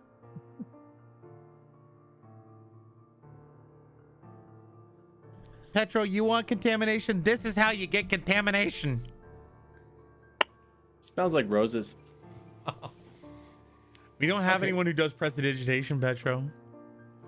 We can't just change Oh, this- I needed to go, so there was this alley over here and it smells, and I know that like some animals will get scared of other animals leftovers, and so that's why I decided to go here. So Corey creates two little, like, he has two little, like, fan looking things with a little spritzer, and he gives one to Briar, and they both smell like roses, and he puts it on. Oh, it's a perfectly natural thing to do. I mean, I know that we don't always talk about it, but I'm sure we've been doing it this whole time, even if we'd never explicitly said it out loud. I was going inside a building. Petro, inside a building. It's one of those that I'd never imagined that I'd have to Google. I gave it a try. Like, if there's any info on it, there's not. Thank God. Probably on some kind of list now. So we're gonna go with whatever you just said. Like, that is canon now for a bow pistol. It smells decidedly better than Garmier, so it blocks it out for a bit. Yeah, Smells like flowers. absolutely. You are what you eat. Sticks. Hey, how you doing? He says as he's still like waiting over there in the boat. All right, everybody. In. Here you go. And I hand him 3 pebbles. Such an ass. You give him the 3 pebbles, and he did like pockets that in one of the like raggedy like pockets that he has in his cloak. As And he's doing that, Go ahead. I was gonna say, as he's doing that, I want to look and see, do I see any glint of gold in his pockets? Yeah, because we gave him a lot last time. Yeah, like there's like when the pebbles fall in, you can hear like the clink on a bunch of metal. Like there's quite a bit in there. It seems that he hasn't emptied his pocket yet. Oh no. He pulls up the oars, and if all 3 of you are in the boat, he will row you to the other side of the river. Corey's gonna sit next to him and basically like chat him up. I'm going to keep a close eye on Corey. Go right ahead. Like, what do you? Like, Corey's you wanna gonna. chat him up? What do you want to talk about? As he's chatting and as he's rowing and he's telling him, "Oh yeah, we went to this place. Oh, there was lots of Garmy over there." He's sidling up, getting close, and basically like as he puts his hand down to shift his position, his hand dips into the pocket, and he's gonna just grab what he can. Give me a sleight of hand check. And then I'd like to know if Petro sees this or not. Give me a perception check with advantage. Yeah, he's not trying to hide it from you. Great. There's no way to hide it. You're in a boat. You know, and he's like, I've helped him before. I've given him silver. I got a 19. Oh. I did the wrong roll. I did performance instead of perception, so I got a re-roll. Well, no, you still have the you're natural 20. 20. Like, Yeah, it's your fine. bonus doesn't matter. Oh. You rolled the natural. Yeah. Okay. Well, I rolled a natural 20 perception check then. I think for skill checks Okay. you still count, but like 20 plus whatever your perception is, which I think is you have 19. So you basically in this boat, Corey is sitting next to Styx at this point. And Petro, you're sitting behind Styx, trying to keep an eye on this. And as Corey slips his hand in the pocket of Styx after a little while, with his 19 on the sleight of hand, you actually grab hold of like the first thing you can get, so you can steal from him. And you basically pull out a paw full of a couple of coins, some pebbles, like a bottle cap. But you also tear off like a tiny bit of flesh that was also just sort of like slouched in there. And because of that, Petro, sitting behind Styx, suddenly gets like a slightly like open view towards that pocket and sees you doing this as he looks right through Styx at that point. So you get a handful of let's make a roll for that. You get 6 gold, 3 silver, and 11 copper. You got big paws, but and 2 pebbles, A bottle cap. a bottle cap, and a piece of meat. Ugh. So he's gonna put back 3 gold and all the silver and bronze or copper. Sure. Because we overpaid him last time. Wait, you're gonna do what? So what I pulled out, he's gonna take 3 gold off of that and put everything else back in. So 3 gold, a bunch of silver and copper, and the meat and the bottle cap. Okay, Petro's gonna grab as his hand is pulling out of Styx the first time that he picks his pocket. Petro's gonna grab Corey by the wrist and just shoot him a really stern look. Yeah, Petro, I'm getting back the change from last time. You can't exactly give change. You gave him 10 gold. I gave him that gold, and I wanted to have that gold. 10 gold, Petro. Yep, I gave him that gold, and I want him to have that gold. So you can put it back now. Briar's overhearing this, and she's also just kind of staring and raising her brow. And then as they're conversing, the arms cross over the chest. Yeah, then he'll drop the other 3 in there, and I was getting you back your change, but fine, if you want to blow your gold, there you go. Fine. Oh, I'm just keeping you honest, buddy. Honest. Honest gets you dead in this city, Petro. Sticks. Oh, I chasing. think not being friends with Sticks gets you dead. That's for sure. Because Yeah. we get across the river safely every time. Yeah, he's happy. What's he spending the gold on? I gave him pebbles. so He's happy. happy. Like, that gold could save our lives. But look how happy he is. Yeah, what's the gold going to do for him? If you put that gold into a potion that saves Briar's life or mine, let's say we're at the end of the day, you've used all of your magic heal juice that you got. I don't know how it works. We don't have any potions. Briar gets hit, I get hit, I go down. What are you going to do about it? What's the point of just surviving if you can't be happy sometimes? Yeah, but your happiness doesn't mean anything if you or your friends are dead, Petro. That's true. Anyway, I want Sticks to be happy. So, okay, thanks for getting us across safely, Sticks. Yeah, well, make sure you keep that potion safe. It's a last resort. As you moor on the other side of the river, Styx pulls in the oars into the boat again and patiently waits for all of you to exit. As Corey disembarks, I'd like to try to pickpocket Corey. Really? Yes. Okay. I love this. Sure, give me a Can side your hand. hands fit Okay. in his pockets? I have no idea. Can believe Briar that's a- just watch while this is going It's a down 7. to? That- So you try, but your hands don't fit in his pocket. Yeah. I just not even trying to be subtle about it. I just shove my hand into his pocket and pull stuff out. Yeah. It doesn't hurt, but you get a bit of a jolt of defensive electricity. He has countermeasures. You got an electric grid in your pockets? Like, really? He's got wiring all up and down his armor. I would not think that it's unreasonable to say that he's got a couple of little electrical spikes that when he reaches in, he uses his gauntlet. I mean, sure, buddy. I love that. Holy shit, artificers, man. Okay. You're on the other side of the river. A familiar sight for you guys, luckily, again. Decidedly dreary, just as the other side of the river. Luckily, there is no movement around you, besides sticks. Are you going to go straight shot to count off? Real quick, Corey, is there anything in your pocket that I pull out? In his did you go into the bag of holding, because there's a whole lot in there? But all right, no, just his pocket. So in his pockets, in his like a wrench or anything. aqua delirium. Yeah, he does have a what do you call it? Kit. His tinker tools. So like a couple tiny hammers, some polishing things, some wires. He has the silver order badge, which is obviously fake. It's not actually, he forged it. I think we did a pretty good job of forging it at the time. But and a scroll of Speak with Dead. Huh. Chat is actively considering things like, is that in his pocket? Is that in his pocket? So I'm just gonna weigh in with that because I love that. Wrapper. There's also a bit of pocket lint and an empty gum wrapper. Yes. Yeah, bottle cap.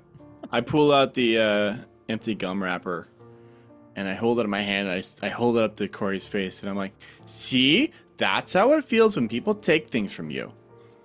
This is mine now. But I need that to wrap around a rock to sell fake gun to people. Oh, you're right. I'm sorry. And then he gives it right back. Petro, that hurt. I feel like I'm due some reimbursement. Oh, for the now I psychological feel hurt. bad. Now I feel bad. I can. Oh. With this, Briar's gonna come up behind them. She's gonna be silent for a minute, And then both of her hands, one hand is smacking Corey in the back of the head, and she can't quite reach Petro, but she's slapping him on the Grab him shoulder. by the ear. Petra Yeah. takes 1 guilty conscience damage. And actually, yes, canonically, you did find a tiny panda in Corey's. Oh, Rhodey, that's where you've been. Yep. And a fake mustache. There we go. Amazing. Maybe the most important thing of all. Not the treasure, it's the mustaches we made along the way.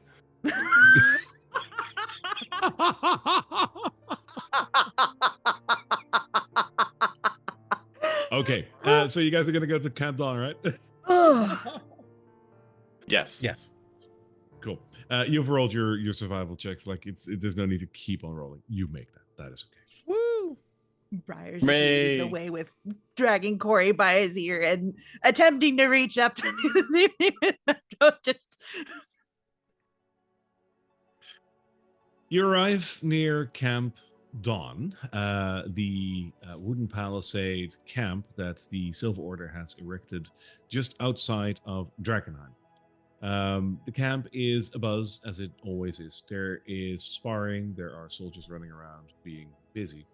And as you approach near the entrance, you see a guard and what seems to be some sort of a knight just talking a little bit. As you approach, they halt you and they inquire as to why you are approaching. Oh, hi. I'm Petro. I'm a member of the Silver Order. Well, at least I was trained by them, and I'm sort of a trainee. And we've actually been here before, but we need to get inside because we have some business. All right. Welcome in, citizen or brother, he says as he looks at you with a quizzical look.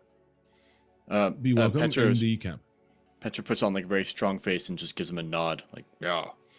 Yeah, we got an appointment for a physical today. Yeah. Get it? Because never mind. Oh, The gates are opened. You've gained entry into the camp. because it's fizzy? I don't get it. As you are, soldiers. They both give you a puzzled look, like you're not one to have to say that to them, but thank you. So I immediately start looking for a Flamekeeper or someone that can help heal. There is one near the flame in the center of the camp. You notice that there is a chaplain there, which is a quite high-ranked member of the Silver Order, which should be able to perform rites like that as well. He's not a Flamekeeper, but it's close to it. Oh, Flame be with you, Chaplain. And you, Furbolg. Yeah, Furbolg. I know there's not many of us. I go through this with a lot of different people. They're always like, "Oh, Furbolg's so rare." And yeah, I know I am. I grew up in Illyria. I grew up here, and then I went to Illyria, and I was trained by the Silver Order there, and now I'm back here. But yes, I am a Furbolg. Well then, good to see you coming home, brother. How can we help you? Oh, thanks. Oh, gosh, that's really nice of you to say. Oh, right. When I was in Drakkenheim, on adventures and trying to be a good person, there was a witch that was not trying to be a good person, and she went inside of me, and it was really scary, and I did not consent to it. And now I feel kind of icky, and I have for a few days, and I think I might be contaminated. I was hoping that maybe I could get that helped here. The contamination is something that we should be able to handle. You would need the help of and as he says that, you hear another voice chime in, a Flamekeeper, yes. Hello, Petro. From the large tent close by, you see Ophelia Reed exiting the tent and walking towards you. Oh, Ophelia, I'm really glad to see you. I've been feeling kind of sick for a few days. You've got a touch of the contamination from the city, have you? Yeah, we've been doing all sorts of kinds of different stuff, and unfortunately, there was a really mean witch. Well, if it's just decontamination, that is something that we would be able to help you with. So while we take care of that? Is it just you, or are you your friends also? Petra looks by this. Petra looks behind him. Are you guys feeling okay? I'm gonna look Briar.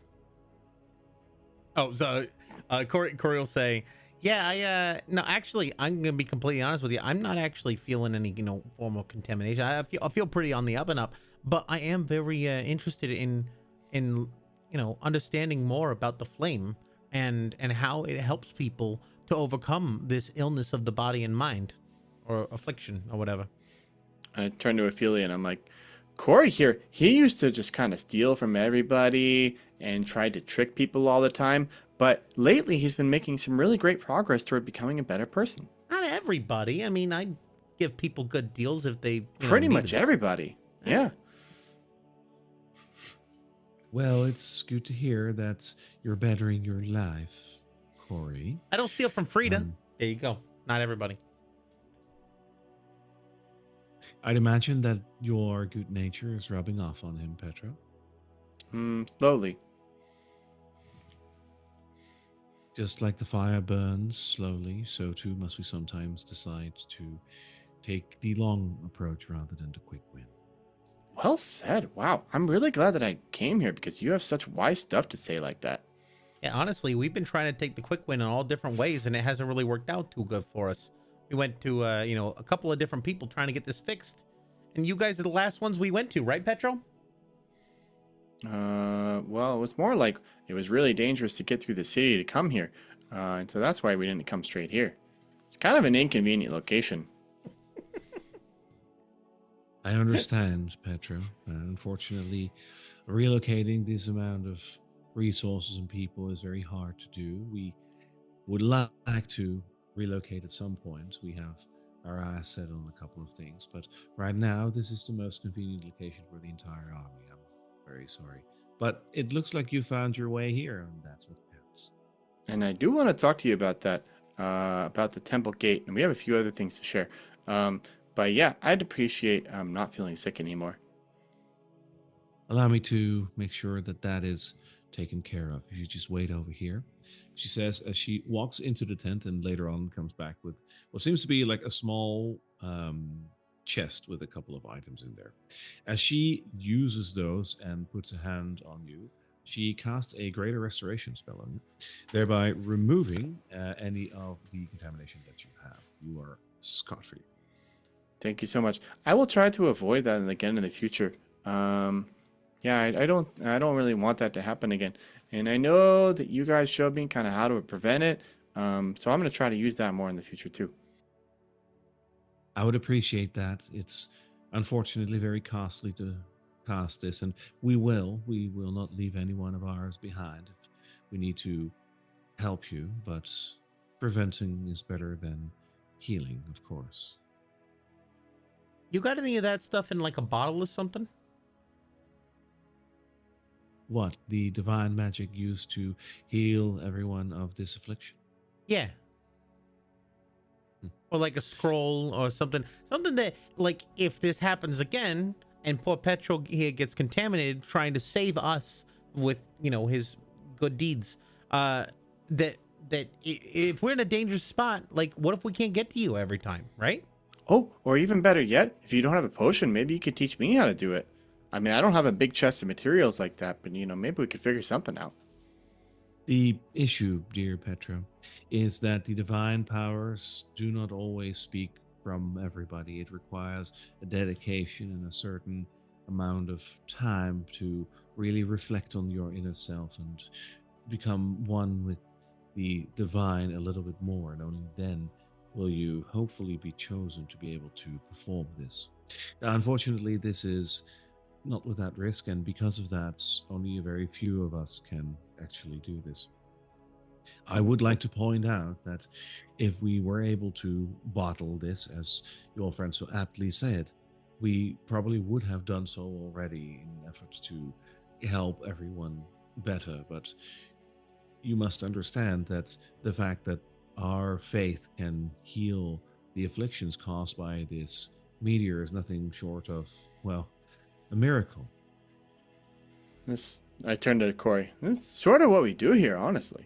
I honestly, very clever. I think that's very clever. Very good business practice. Keep the supply short so you can keep the demand high. Oh, it's good branding too. It's not necessarily a business decision. It's the fact that the meteor is only 15 years old and our religion goes back thousands of years. It is by sheer coincidence that there is a match, it seems, but beyond that, anything that we want to achieve requires study, meditation, and a deeper self search. And as such, I'm afraid it's going to take a little longer than 15 years before we're able to do something more than what we currently can. Damn, you said a great line there. There's a match. I get it, like the flame. You're smarter than you. You're very smart. She lifts an eyebrow at you. So what you're saying is that the only way to be rid of this affliction is to come visit you every single time. There are those who dabble in the arts of magic who pretend that there are other ways to solve this through the power of magic, but I wouldn't go searching for that if I were you. It's dangerous. The meteor itself is already drawing upon immense magical powers, and as such, using it to combat it is like bringing fire to fire. I would just go via the route that we do. With sacred fire. Exactly. All right. Oh, also, we learned some things about the temple gate. And we actually got to meet with the Lord Commander of the Hooded Lanterns. I was wondering if I could. I mean, I know he's very busy, but I was wondering if I could speak with the Knight Captain about it. Why would you like to speak to the Knight Captain? Well, okay, I guess I can tell you. It's more of a military thing. But the Garmir have been they've been organizing. They're these kind of dog scary creatures, and they've been organizing kind of under like a leader maybe. And the temple gate has kind of been inaccessible because there's so many Garmir there.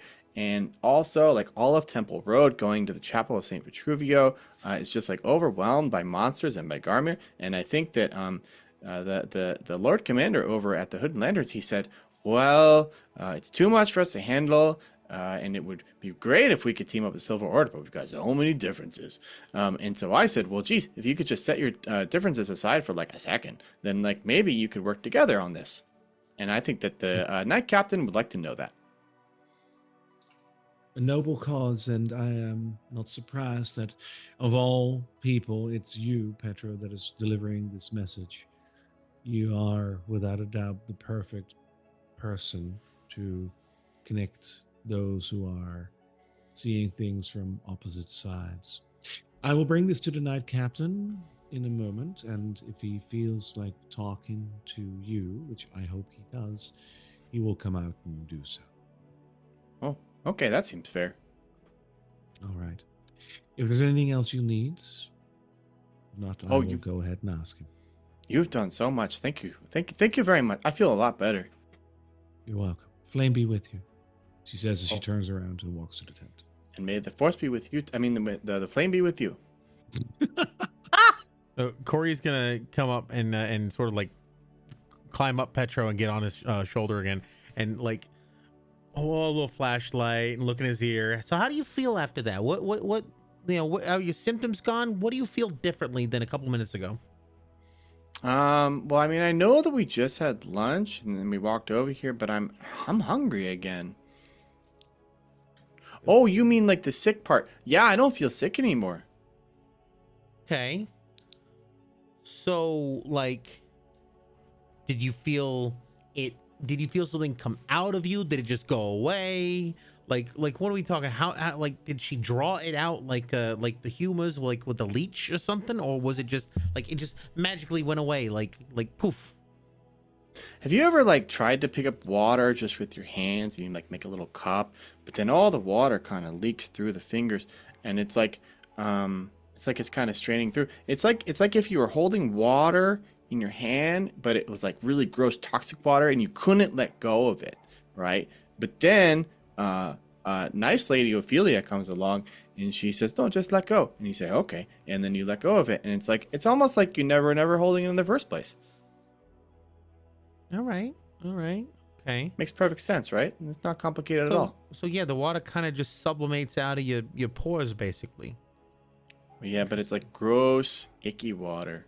Yeah. I get you. Interesting. It's acid. The goggles do nothing. Sorry, that's a too deep of reference. Okay. Afterwards, I need to ask you what that reference is from. It's The Simpsons. Oh, okay. The tent opens up again, and the night captain steps outside, looking at the three of you. He has a bit of a haggard look in his face, as if he has slept bad. And he approaches. Well, Petro, it was. Oh, yes, sir. He looks at you. What do you do? I look back at him. Okay. Looks No at salute or me. whatever. He... Oh, I salute. If it would be customary to salute, then I salute. Yes. Or just backflips You off are- of Petra's shoulder. You were trained by his order, you know? Yeah. Well, not his order, but he salutes you back, and he says, all right, flame be with you. Petro, Ophelia said that you had some strategic topics you'd like to discuss with me. Well, Let's hear I certainly hope it's helpful. But okay, so we were at the gate with the hooded lanterns, and they were actually very nice to us. Maybe some differences from the Silver Order, and I know that those have been an issue, but really they're very nice people. Anyway, I'm getting off topic. He said that in this big area, and I kind of draw the shape in the air, in this big area, kind of in like the southwest of Drakkenheim, the Garmir have been like increasing in numbers. And there's a whole lot of them. And not only that, but they seem to be organized under some sort of leadership. And the Temple Gate and the Temple Road and the Chapel of St. Vitruvio, basically all covered in Garmir and other monsters that are like hellhounds and all sorts of gross stuff. And also, they're really intelligent, but they're kind of dumb and maybe evil, and they can't be reasoned with. It confirms some of my suspicions and reports that we've had as well. The Garmir are currently our biggest nuisance whenever we try to reach the city. We noticed that they were indeed near Temple Gate, and we had only assumed that they might have been beyond that. The fact that they might be in St. Vitruvio's Cathedral is disconcerting. It is one of the key places that we want to get to as quickly as we can. The cathedral, as you might know, Petro, serves as one of the beacons of our faith, of our religion within Drakkenheim. And I can only assume that the fire over there has long been snuffed out. It needs to be rekindled. But if the Garmir are amassing over there, that might complicate things. And you said the hooded lanterns would like to enter into an agreement or want to work together to advance? Something like that. I mean, I think nothing was really proposed, but it sounds like it's worth having a conversation and, talking at the very least. Did they already offer any terms? No, I mean, it was more along the lines of like, oh, those guys don't agree with us, and they don't like this about us. And I was just like, well, geez, if you just set all that aside, you could work together. And there's two strong armies here, and you have a lot in common if you really think about it. And so if you work together, maybe you could get the Garmir out.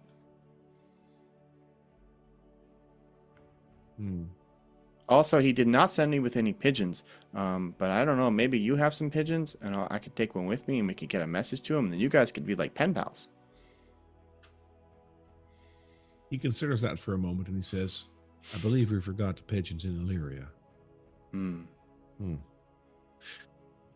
Yeah, Griffins, Petro, you... right? Close enough. Yes, you can. I mean, you can see those from where you're standing right now. There's these giant griffins that are just beyond the tent. They're magnificent creatures. They're definitely bigger than a pigeon. Oh, they're probably strong enough to carry a message. Yeah. Hell, they're probably strong enough to carry a messenger. But that's what they do. Yeah. Petro, You have been a faithful member of the Silver Order.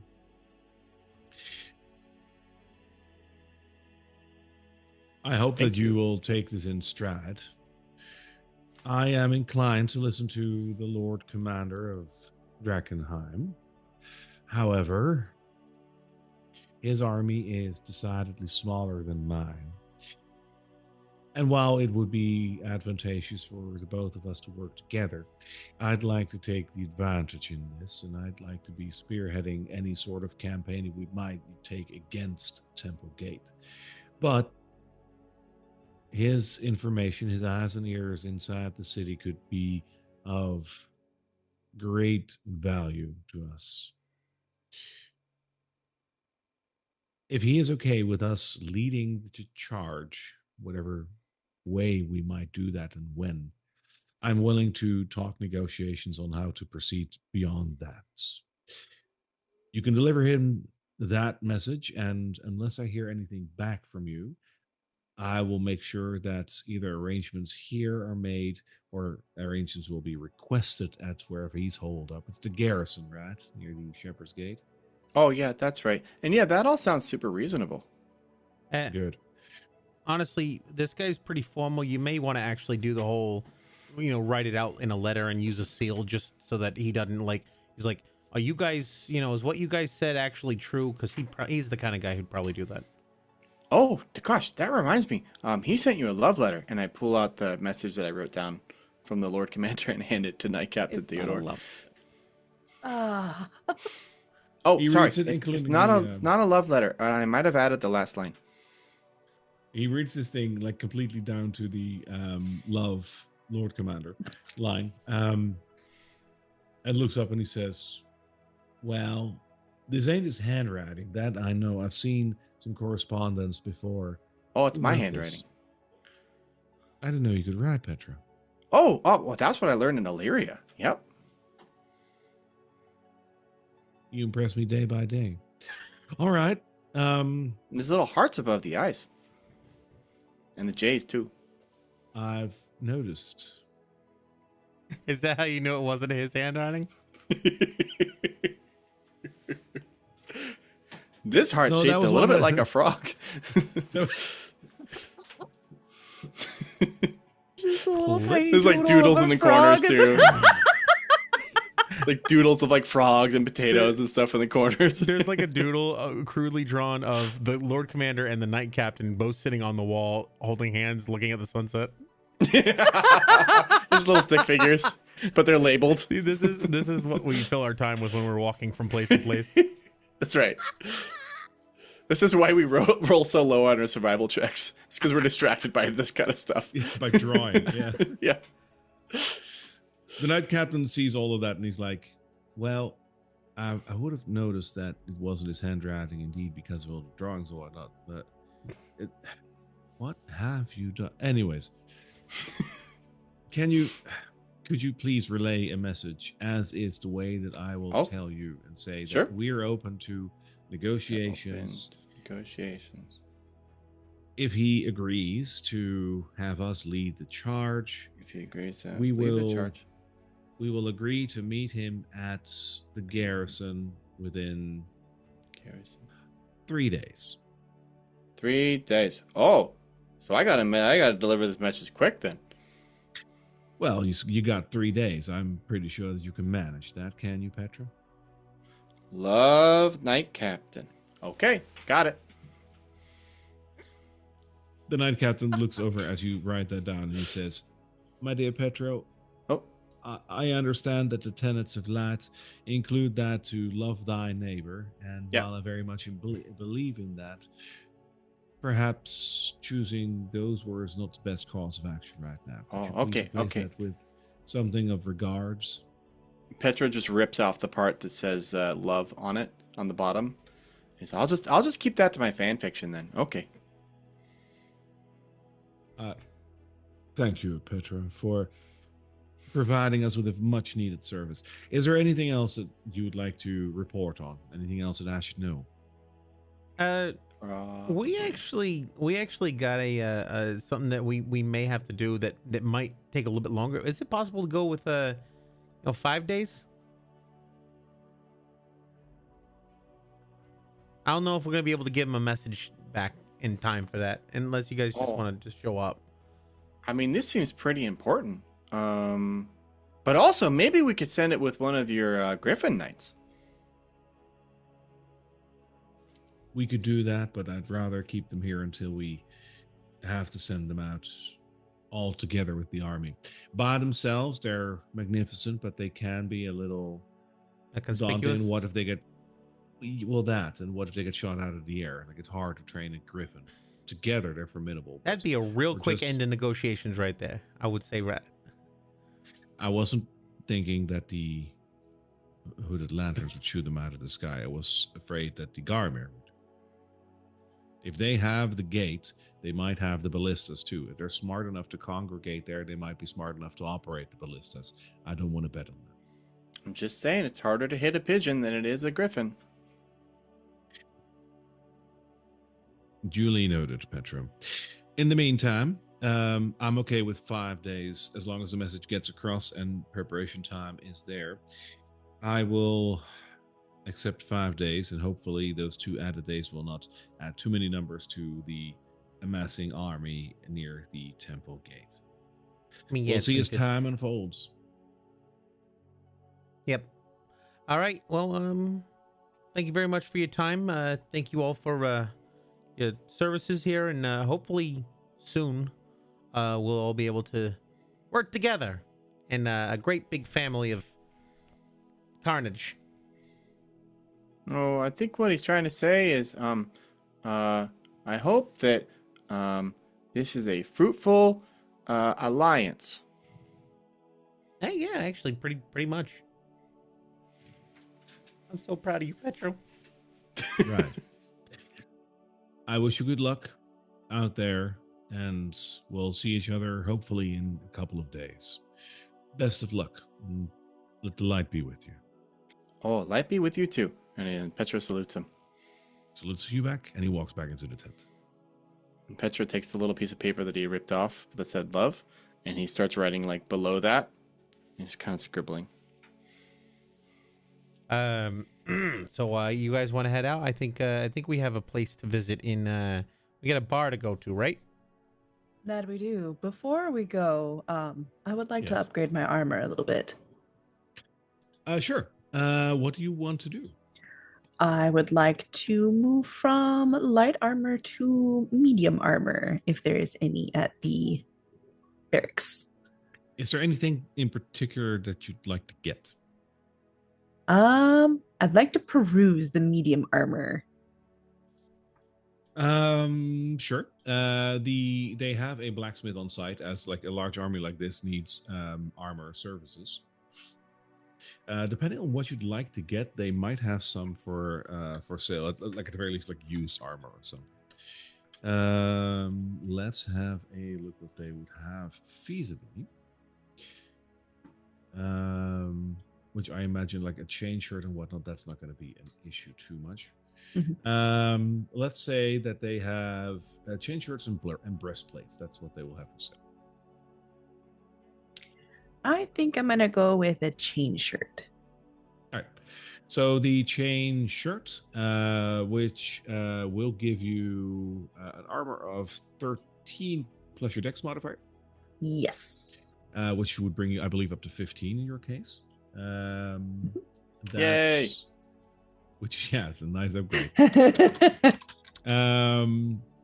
That will sell for, they'll be able to sell you that for 50 gold, like just a chain shirt. You will be wearing a chain shirt with a logo of the Silver Order on it, though. Is that something that you're okay with? I can cover it up. I can fix that. Don't worry about it. Oh, Well, that she looks she good on wears you. she wears a corset anyway, so she can just put the corset over it. That's fair. Yeah, you could totally wear something over it. Do you want me to put a logo of the Silver Order on your corset? I mean, that way you can still have it. No, I'm good. Oh, okay. But thank you, Petro. Purple's a good color. That's all. Yeah, if you're willing to shell out 50 gold, they will sell you one of the chain shirts that they have. I will do that. All right, you now have a chain shirt, and because of that, 15 armor class instead of 13. What you had? Yeah. Yes. Nice. This is the part of D&D that I always forget to do. But yeah, I'd like to peruse what they have. Why not? I don't think they'll have anything that I can upgrade to, but You are currently wearing, I believe you're wearing like Chainmail. Chainmail, right? Yeah. On the heavy armor side, like they will not have a full plate set for sale. sure. And this is not the type of armor that would use splint. No. You can get another chainmail set, but it's basically swapping out one Yeah. for the other. Yeah. And I also don't have a lot of gold at the moment, so Yeah, you know, like we have a combined. that's true. Yeah. Mhm. Like so whatever you're looking at, I mean, we have 1,022 gold available. That's not going to buy you plate armor. Plate armor is at the 1,500. very least 1,500. Yeah, and that is usually when you deliver the materials. It is crazy. Yeah, it's so much. It's very pricey. Why is it spicy? No, Yeah. Why is it pricey? Why is it pricey?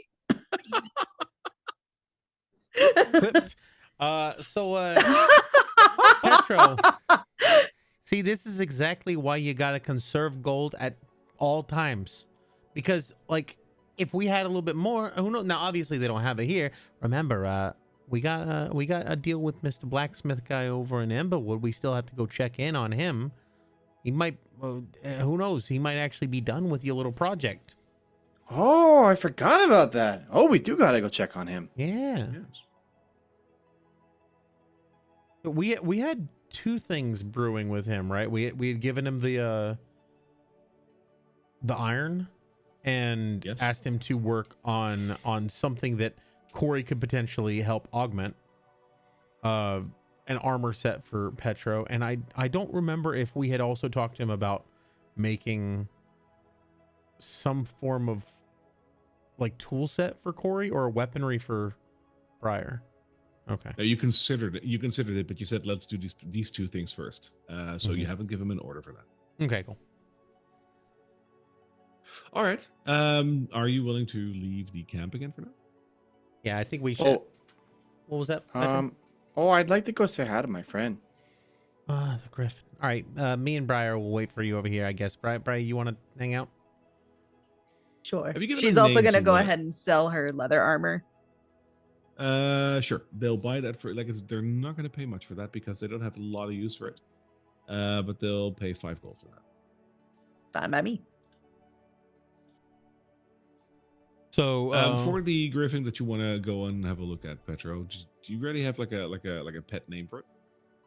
Oh, Kathy. that's a good question. I feel like I did, and I don't remember what it was. Does anyone remember? No, but I think Kathy is my vote. Kathy? Kathy Griffin. Oh my god, that is such Oh, a shit joke. And if it's not a Kathy, then maybe a Peter. Peter Griffin. Yeah. Oh boy. As a quick. So anyway, this is Stewie.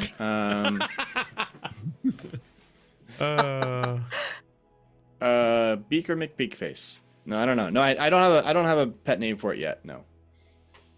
You do have one of his feathers, though. I think I gave that away. Did I give that away? No, Chat, you kept can you it. start taking notes for me, please? Let's look at my inventory. While you're doing that, Briar, did you have the gold to cover the armor upgrade, or did you need that from the stock? She took some from the stock. Okay, cool. So I'll reduce that by 45.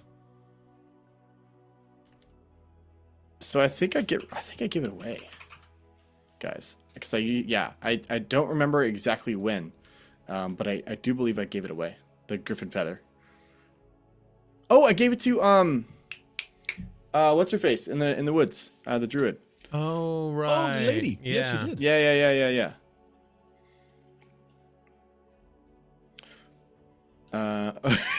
Beaker McBeakface and Stewie. Oh gosh. Okay. Oh, and I go up to the knights.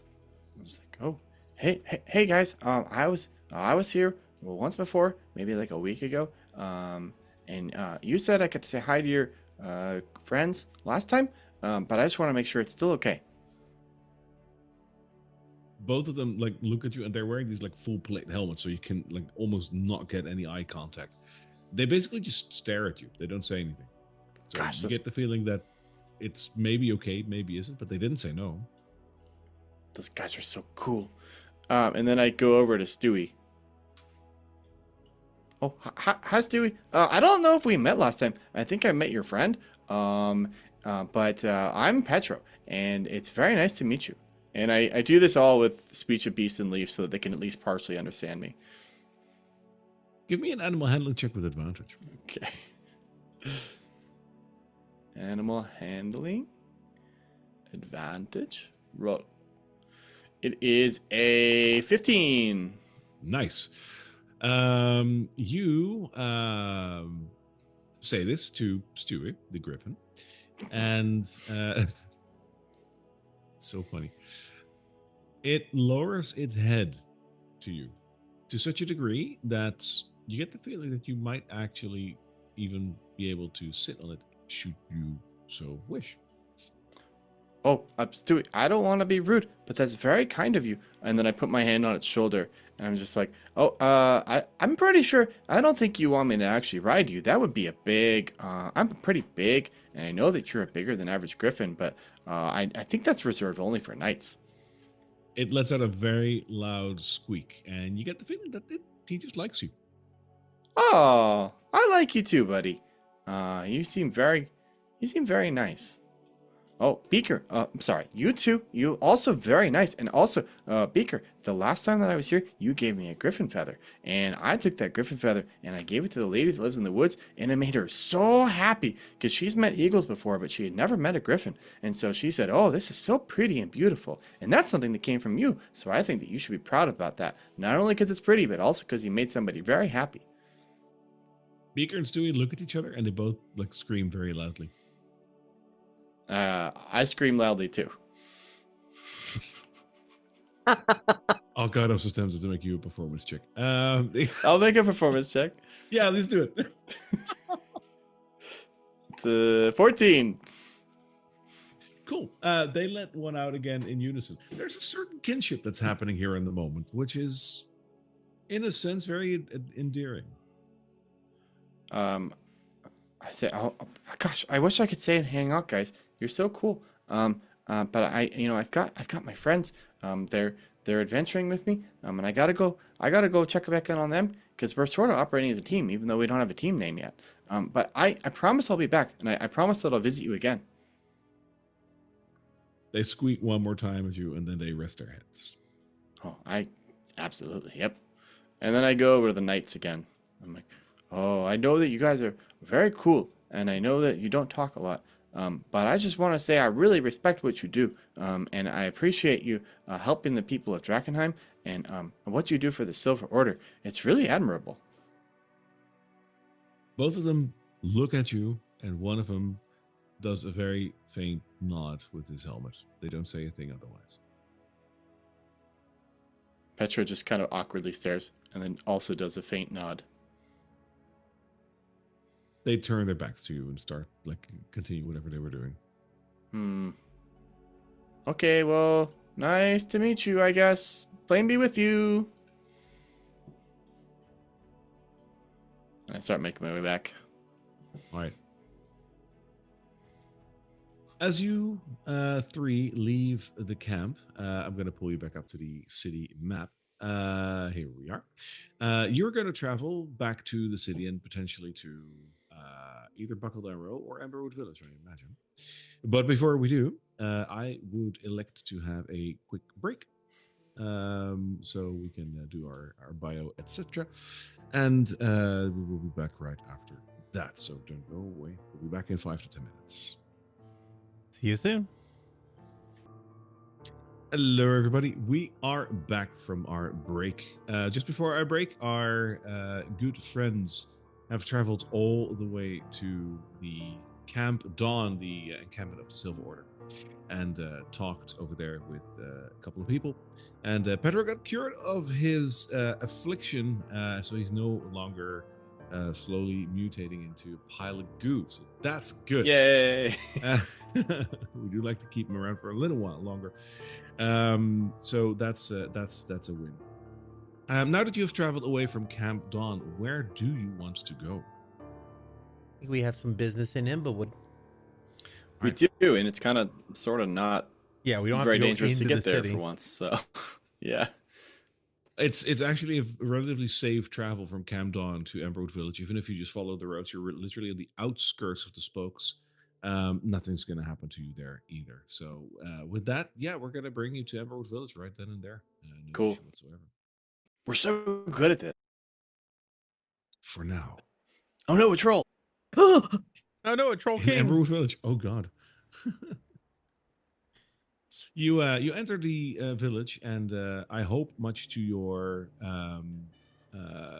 pleasure, the village looks relatively the same as you left it. I think before we get down to business, I think before we go check out the blacksmith, we probably want to just do a round, make sure everything's all in its proper place. I want to check out the house, and I'd like to stop by the store real quick and just essentially make a round. I don't really have anything to do, so unless you guys have something else, then we can probably. Okay. I might. No, I mean, let's go. Let's go. But yeah. Sure. So making your round around the town is relatively bustling. It's still a town, but it's alive. People are busy peddling goods, bringing stuff from one place to another, making sure that the bars are stocked. The town is alive a lot more than Drakkenheim has been over the last 15 years. All the buildings still seem okay. Your home seems deserted, as you haven't been here for a little while. But in a sense that you don't get the feeling that someone else has used it, or it's been abandoned. It's still just your place. It looks the same. Pop my head in with to the Bark and Buzzard and just anything interesting happen recently, Frida? Frida will Bark and Buzzard, by the way, is not Frida. That's Frida is in the Skull and Sword. Oh, Bark and Buzzard is right. by Karen. Yeah. Oh, sorry. Forgot. Wrong place. Never mind. Oh, do you want to? No, bye. She was as you close the door. So rude. It's our neighbors. I hate those awkward conversations. Weren't you? Oh no, you're not. Never mind. Oh. Well, before we go, Corey, Cool. I had a quick question for you. What's up? Well, you're good at inventions and stuff. And I was wondering, is there any way that you could do an invention or some sort of machine that catches crickets and flies and other little bugs that a frog could eat? Yeah, I'm sure we could create a little trap for them. Yeah, why not? That'd be great. Yeah, well, because I was thinking, if you could build something like that, then we could bring it over to Roger down by the creek, and then he would just have all the stuff that he wants to eat. And I know in Drakkenheim, life isn't as plentiful as it is other places, and so that way, he could get all the crickets and all the flies and all the little yummy things that he likes to snack on. I actually got just the thing. Do you have any I guess, do you have any really fine sackcloth or anything like that? Do you have any kind of little pouches or anything on you? Oh, I've got pouches. Yeah, I've got pouches, but I'm kind of using them for things. Well, do you have any? This is for Roger, right? Yeah, it's for Roger. Yeah. Do you have any cloth that you could get rid of? Oh, sure, I suppose so. I've got my tabard, I've got my shirt, I've got my underwear, I've got my pouches. I don't want your underwear. I just probably about a circle about 3 inches wide of cloth would be perfect. Oh yeah, I could do that. There we go. And then I kind of look down and I'm like, what do I care least about? And I think he's got a shirt under his armor. He kind of pulls out some from the waist area. He's like, "Do you have scissors?" Of course. And he pulls out his tinkerer's kit and he has a couple of small cutting things. I don't really need this shirt anyway. But if you could just, maybe just take off what you need, and you can use that. Yeah, here you go. And he takes off a small strip along the bottom, just enough for what he needs. All right, come with me to the store, and we're gonna go over to the store.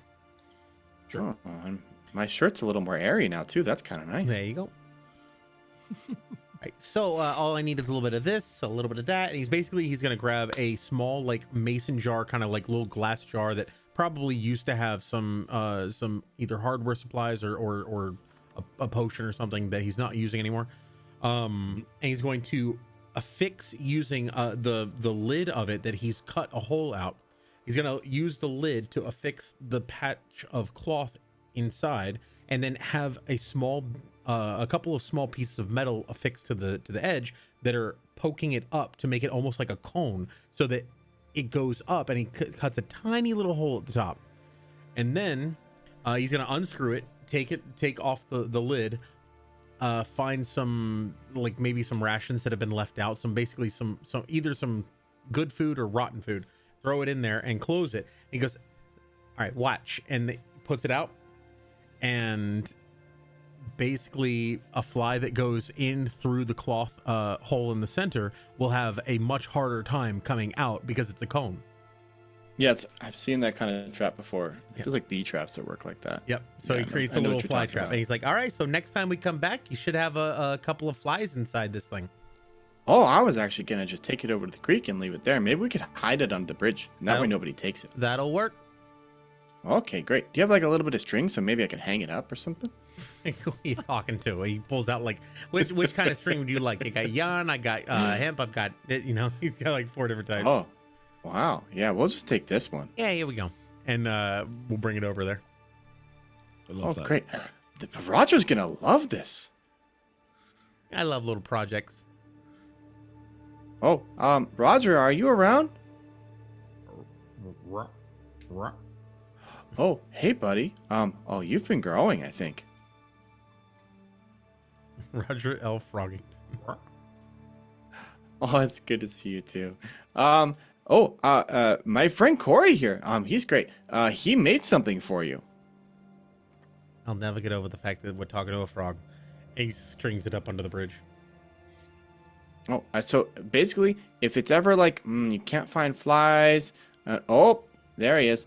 So if you ever can't find flies, or like your eyes fall off of your face for some reason and it's only a big mouth, or you can just come over here under the bridge, and maybe Corey's little machine, it can trap some flies and maybe some crickets and maybe some cockroaches and maybe some other bugs. Oh, I mean, that's not really appropriate to bring up around my friends, but I love you too, buddy. Okay. So it's just right over here. But I hope you're doing okay, Roger. Is there anything else you need?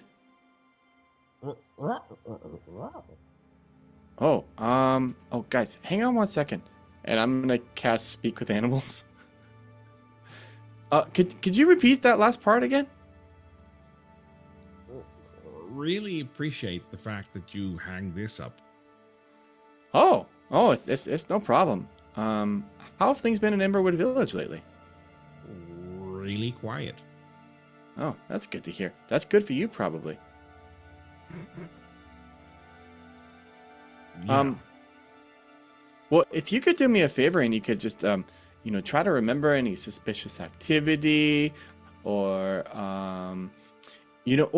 also if any of the nature comes back, that's something I want to know about. Basically just kind of all the bustling happenings of Emberwood Village. All right. I can have a look at that. Do you know the phrase spill the tea? What's tea? Okay, don't worry about it. Anyway, What is this? just it's good to see you, buddy. Good to see you too. Thank you for the fly thing. Oh, yeah. Well, thank Corey. He's a good guy. Right. Thank Corey. Thank Corey. I'm imagining He said Petra thank down you. on all fours. Yeah. And then Petra just looks over to you, Corey, and he's just like, he says thank you. He doesn't turn it off. He goes, rah, rah, rah. Oh god. Yeah, you're welcome there, Roger. Okay. Well, take care. We'll see you later then.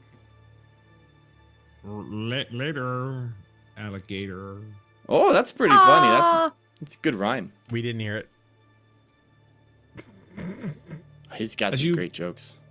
As you walk away, like Roger goes to inspect the fly trap over there, really mesmerized by the fact that this is going to catch so many flies. And as you progress away from the bridge, it kind of dawns on him that, like, while catching flies is one part of it, he also needs to find a way to get them out. And since he doesn't have any opposable thumbs, that's going to be Yeah, this is for us to help him next time. right. Oh, and if you can't get them out, I'm sorry, and we'll just get them out for you next time. Hey, at least you have something to watch. That's You a little hungry, cruel. fella? Look at that. It's a little cruel now that I think about it. Corey, could you make like a little hole that he could get through or something? Then the flies will get But- out. Okay. I think we're just gonna, he'll have a buffet whenever we come back, huh? Okay, well, maybe you could think through like the technical problem of like how do we make it so that it's also a dispenser in addition to being a trap. But we can think about that later. I could think about adding a little door that opens up if he presses a button, but I mean that's gonna take a little while. Oh, Roger's very smart. I bet he could press a button. All right, well, I guess yeah, I'll come with you. Let's go check out what's going on with Tobias. Yep. As you approach the smithy, you can hear the sound of metal striking metal as the local blacksmith Tobias Crow is currently working the forge. As you approach, he lifts up his goggles a bit more and he like brushes off some sweat, and he says, "You three, you're the ones that brought me that iron, and gosh, oh, I got a couple of things to share with you. Hmm. What's the Here, news? come on in." Like he brings you into the smithy and he says, "Here, so you asked me to have a look if I could make some sort of a weapon with the delirium that you gave me, and then there was this meteoric iron, right? And you asked if I could fashion some sort of armor from this. Yeah. So I got a bit of good news and a bit of soon good news. Nothing bad, it seems. I've been working first and foremost on a weapon, and I think I found a couple of things. I made this," he says, and he shows you a metallic dagger. What's different about this dagger, other than a normal, ordinary dagger, is that you notice that in the cutting side of the blade, a bit of delirium has been sort of like slotted in. It's like a jagged knife where the jags themselves are filled in with delirium. It seems razor sharp, though. Cool. He offers it to you and he says, "So, listen, I'm not sure how this is going to work as a weapon. It's still sharp, so you should be able to stick people with the pointy end, but be careful. I don't know of a lot of people that deliberately use delirium as a weapon, so it's just good to err on the safe side. And because of that, I made something else," he says. And he turns around and reaches behind a couple of barrels that he has. And he pulls out 4 arrows that are delirium tipped. Ooh. I was able to sharpen a couple of the crystals a little bit. I broke 1 or 2 because they are not so easily manipulated. But when you're very careful, it is possible to hone and sharpen this stuff a bit. So I got 4, delirium tipped arrows. I would advise you, if you're going to use this in the field, start with this rather than a knife. If this causes, I don't know, an explosion or whatever it's going to do, this stuff is dangerous. At least you know from afar. Oh, we're no strangers to explosions. What'd you do Why with am I the? not surprised? What'd you do with the remainder of the delirium that broke? Did you hang on to that? Oh yeah, it just crumbled to dust. I do have it like on my workbench, like in a little jar over there, and like he points. I'll dispose There of is that like for a you. Sure, thank you. So you can basically take like a small jar where there is like 2 chips worth of dust in there. Yep. So a jar of delirium dust. You know, not a full jar, like 2 chips worth. Okay. Right. And then finally, and this would require a bit more, the meteoric iron. I will say, this stuff is incredibly difficult to work with, and I like it. It's some of the toughest stuff that I have ever had the pleasure to work with. It's as strong as steel, maybe even tougher, without having to reheat it and the whole process to make steel, right? Like remove the impurities. It seems that the meteoric iron itself doesn't have impurities. Rather, it has that slight infusion of delirium. And I think that's what gives it its strength. It's really hard. But because of that, I haven't been able to fashion you any armor just yet. I'm working on it. But it's extremely difficult to create. Once it's done, though, this will be something masterful that will look great and protect you very well. I need a couple more days, but I will be able to fashion something. I found a way to be able to mold it to certain shapes. So just a couple more days and I'll have something for you in that regard. That's all I have for now. I think a couple days is more than reasonable, considering it's meteoric. I mean, that's some tough stuff right there. It is. But that's great to hear that you're making progress. I'm not so much of a dagger or arrow person, but I bet you guys could use it. Yeah, well, you up for some... Wait, do you even have a bow? Me? I do have my bow still. Well, these alright, so question. Dagger or do these would these arrows even fit in his crossbow? Do you have a hand crossbow? Yeah, it's or a hand light crossbow. Those would be Probably not. bolts, Okay. technically. You up for some arrows or do you want the dagger? I really want to see what the dagger does. I won't be too picky about either. All right. I can test out. Or if your guns ever break, you can pull out the your bow. Yeah, and if you ever really want to screw someone up, you can pull out your bow. Or if you want to blow something up. Yeah. Oh, I guess that's kind of what you said. I'll be I'll be honest.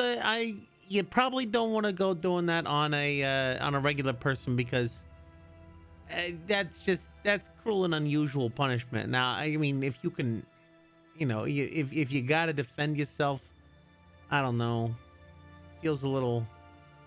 Definitely hang on to it. I mean, better to have it and not need it than need it and not have it, right? I'll keep it on hand. Alrighty. Is there a special item to add, or is it just delirium tip dagger? I just call it the delirium tip dagger. I'm gonna keep it quiet what it does for now. Alrighty. I see uses of identify in my future.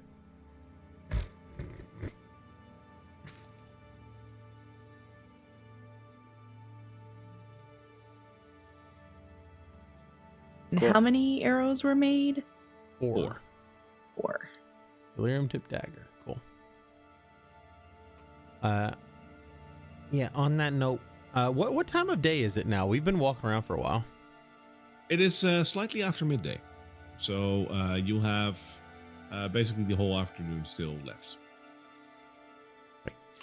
Would you Cool. guys be okay taking an hour at the Sword and Skull and maybe getting some lunch?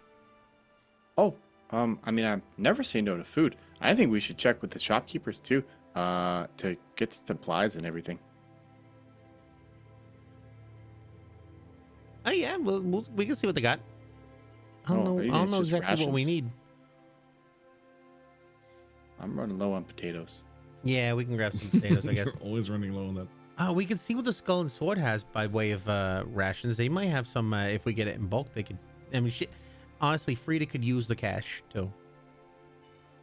I guess in that case, Petra just kind of walks by these guys and shouts at all 3 of them. Got anything new? All 3 of them look at you and they say, "But of course we do." Not very convincing. Yeah, let's go to the Skull and Sword. Hey, well, we can shop after the skull and sword. I just wanted to see, get a handle on what we got first of all. And he's gonna quickly run over to his store and then come back with like his magnifying glasses and other things he keeps at the store that he uses to like appraise things. Sure. So you enter the skull and sword. Yep. Do you want to have like a table or a booth or something, like a place to yourself? A private table, yeah, or a private booth. Yeah, that's Booth. there. Always There is booth. still, yeah, there is still some room. There are some booths, and one of them is still free, so you can go ahead and curl up in that, and a gentleman will come and bring you a round of ale. Oh, gotta read. Welcome. Round of ale. Okay. Who's the gentleman? Is it the owner? You don't recognize him. I'm gonna focus very much on that. So I don't recognize. Do I see Frida around? It doesn't seem like she's around. I guess Roderick didn't do a very good job of spilling the tea. So hey there, how are you doing? You a new hire? Yeah, just a temp. Frida's got a day off. Right. Okay, sure. I'm gonna be very alert and keep my eyes open. Sure. Oh, what's your name? Huh? What's your name? Oh, me? Oh, it's none of your business. Oh, it's nice to meet you, none of your business. I'm Petro. This is Corey, and this is Briar. Oh, we actually originated in Embroiled Village, and we sort of live here now, but we do a lot of adventuring in Drakkenheim. So it's Okay. nice when we come He back says here. as he walks 'Cause everybody, away. oh, okay, bye. Hmm. Oh gosh, I had so many stories to tell him. I guess I'll just have to hang on to it for next time. I'm gonna do like really look around and see, are these the people in this place? Do they look like regulars that I've seen before? Make me your perception check. Yeah, I've never been in here before without Frida being at least knowing that she's there. I'm getting 17. Nice. As you look around the place and really take it in, it sort of dawns on you that it's not packed today. It's like it also is midday, so people are still working. But for the time of day, it's a little quiet, and the people that are here don't necessarily look like people you've seen before.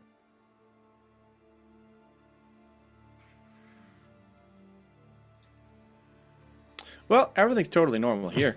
Let's order some lunch. Yeah, okay, let's order some lunch. Hey, garçon. What'd you call me? Yeah, His name was none of your business. you said Frida's taking a break. Yeah, Where'd she go? I don't know. I'm just a hire. Oh, you were probably hired by her husband, big half-orc fella, right? Huh? I was just sent here by the agency. Oh, you were sent here by Frida herself. Wow. The agency. All right. Yeah. Thank you. We'll sit down. We'll take a look at the. We'll think about what we're gonna get before we'll order. We'll see you in a minute. Yeah. Oh, none of your business.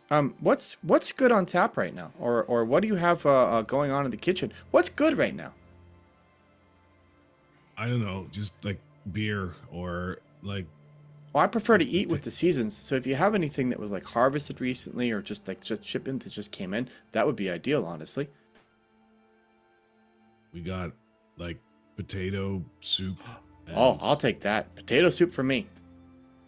Sure. And we got steaks. Oh, I really appreciate the information. Thanks, none of your business. Corey's sort of like clamming up, looking around. What's How Briar? about you, cat? Yeah, I'm still thinking. Mm. Oh, also, it's rude to call someone that's a tabaxi a cat. Also, but you didn't know that. That's Thank okay. you, Petro. What about you, lady? I think I'm good for now.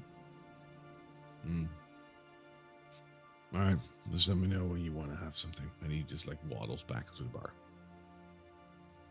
So, Briar, first of all, is anyone relatively close to us? Like, how far away are we from everyone? It's you're in the back of the bar, and everyone's very spread out. Is there anyone that is conspicuously looking at us? Couple of them, yeah. Is there any that really catches Briar's attention? Nothing, no one that you recognize, but I think you'll notice that there are these glances over shoulders towards you guys. What do you guys Oh, you guys look quiet and suspicious. What's going on? I think something's going on, Petro. It's I don't like what's going on here. you know, I've been in here probably 3 days a week or more ever since I've really been here. I've never noticed that Frida's taken time off. Oh, well, I mean, maybe she earned it. Yeah, she definitely earned it, but what I'm saying is I don't know where she is. Oh, well, I'm sure these guys wouldn't hurt her. None of your business seems really nice. I'm gonna go ahead and pull down the goggles, and I'm gonna cast detect magic. Sure. And I believe, what does that actually do? Let's see. Yeah, feel free to pull it up. Yeah, that is vocal and somatic. So he basically he's going to pull down the glasses with goggles with a flourish, and there's, instead of being vocal, is probably a big whirring, like loud whirring sound when he presses it. I'm just imagining like those giant goggles in Jurassic Park, the night vision goggles. Yeah. And he's just gonna sort of like lean back, semi-relaxed, and just look around and just see if there's anything that stands out. There is quite literally nothing magical that you notice. That's suspicious in itself. Potentially, I don't actually know.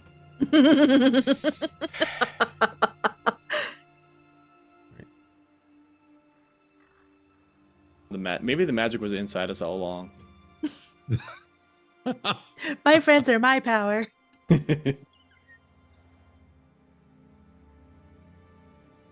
Well, what do we want to do, guys? We want to try to figure out what's going on here?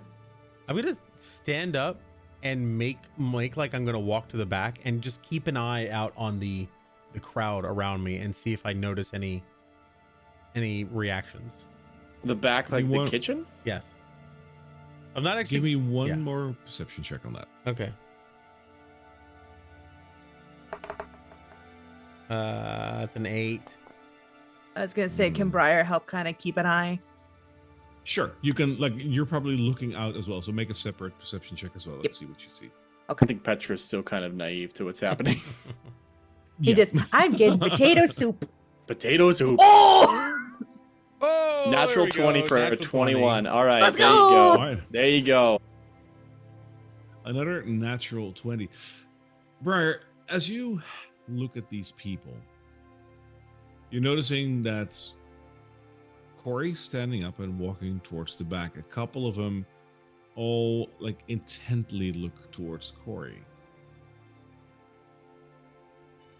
And you're looking at all of these people and you're noticing that some of them under their clothing are wearing like daggers and swords. It's not necessarily uncommon for people to wear them on their body. It's a tough neighborhood, you know. But you do notice the fact that they're concealing it might be something that is different. Most people just carry it out in the open. Corey, you're oblivious to that. So, is there anything in the direction of the back that is like, is it just tables and the door to the kitchen? A couple of doors, a couple of tables, and the door is not to the kitchen, it's the door to the outside. I'm gonna Like test the back door and just make sure it opens. It seems like it's unlocked. Stick my head through and just looking around to see if there's any workers there that I can ask. Where's Frida? You're still wearing your goggles, right? Yeah. Okay. Where's that dice, though? Their vision is based on movement. You you don't see anything at the backside of the building.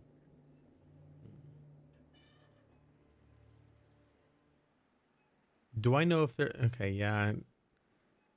This is Brian, very suspicious. what's Corey doing? I'm gonna come back to the table and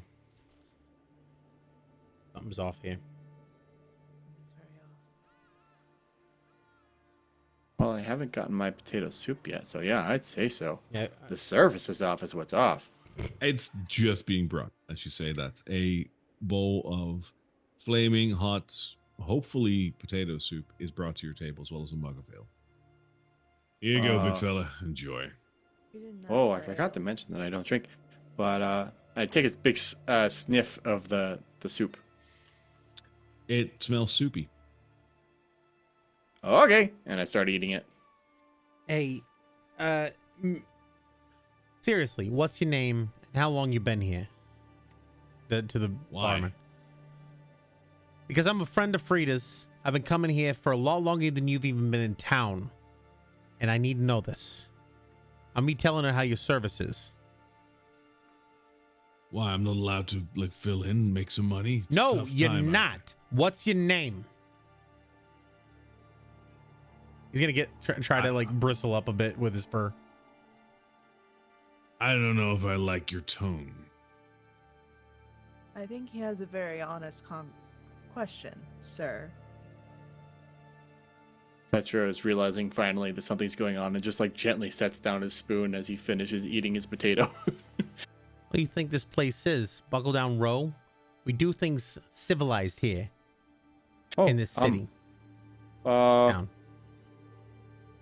Oh, can we all just be friends? This is good soup, by the way. It actually is. It's watery, but it's okay. It's almost like it's soup of yesterday, but it's like someone just added some more water to it so they would have more. And I'm not a tough audience when it comes to potatoes. So if I say that's pretty good, it's pretty good. So this is number 3, right? Stick him in a stew. Yeah. So as you ask him again for his name, he leans on the bar and gets his face a little closer to you, being all bristled and whatnot, and he says, "Yeah, make me say my name." Corey's gonna engage his gauntlet and sparks fly if possible. Oh, I thought his name was none of your business. He's unimpressed by your sparks. Briar's just gonna kind of lean in and she's gonna be like, if you want to seem like you work professionally in this place, I think it'd be nice to at least learn the patron's name. That way, when Frida comes back, we can let her know about your excellent service. Do you try to persuade or to intimidate here? That's a good question. That's why I'm asking it. Which one's higher? I'd say more intimidation. Fair. Roll me an intimidation check, please. All right. And that will be a normal roll, and it is a 11. All right. He hears that and he says, "Okay, my name is Eric." His story keeps changing, guys. He said his name earlier was none of your business. I don't know if I trust this guy. Okay, well, it's good to know your real name, Eric. I'm Petro. Oh, I already said that. Yeah. What agency sent you here? What are you doing here, Eric? Serving You're not potato soup. and serving drinks. potato soup. Pretty good potato soup. What's going on, Eric? Frida's never left a day in her life from this place. And I guess it's about time that she got some time off.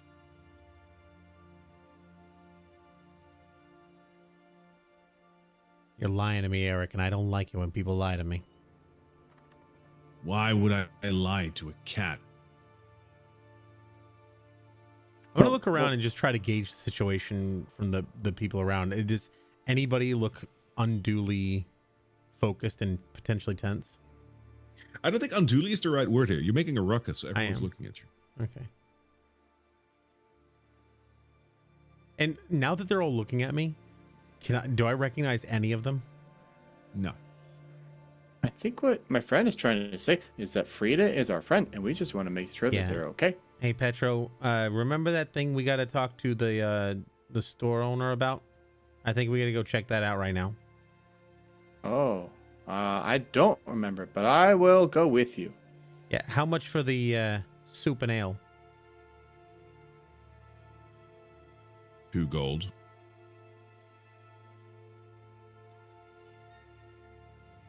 He drops a gold on the table and says, "Keep the change." I start walking. Oh, and keep the ale too. I don't actually drink. If you do that, like you walk out afterwards, He's gonna start walking towards the door. Yeah. you hear that he picks up the gold piece. Petra brings out another gold piece and puts it on the table. Oh, please excuse my friend. He just tries to get things for cheaper than they actually are sometimes. But he doesn't know yet how to choose his battles. So anyway, thank you for the potato soup. Genuinely, it's pretty good.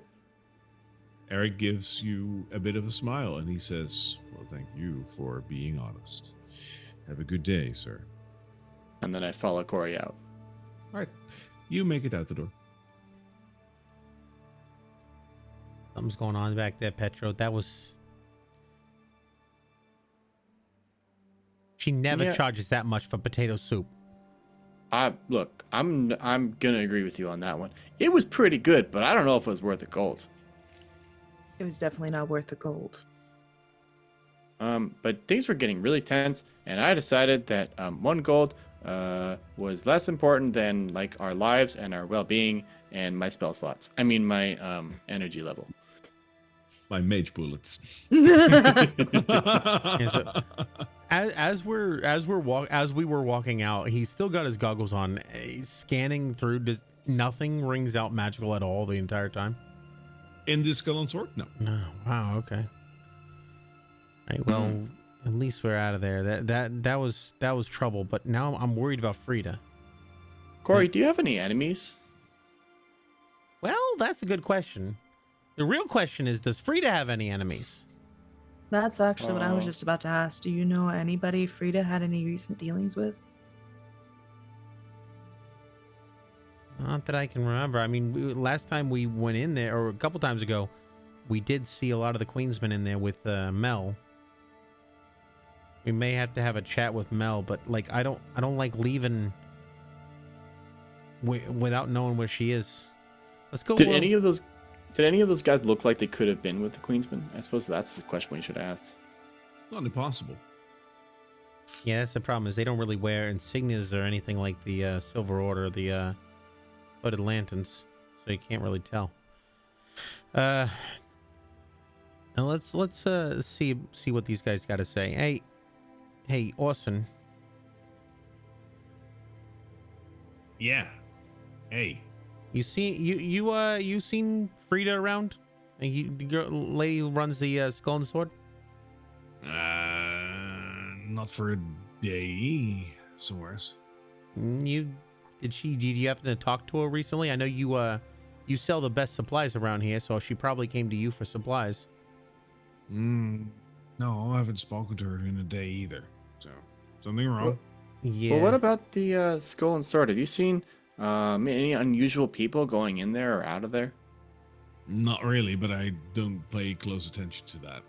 Yeah, there's a couple of unsavory types in there claiming that they're running the bar right now. Oh, Yeah, I well, haven't known Frida to take a break. no, maybe she needed one. That's what I said. Yeah, but like in 15 years, well, probably less than that, but you know.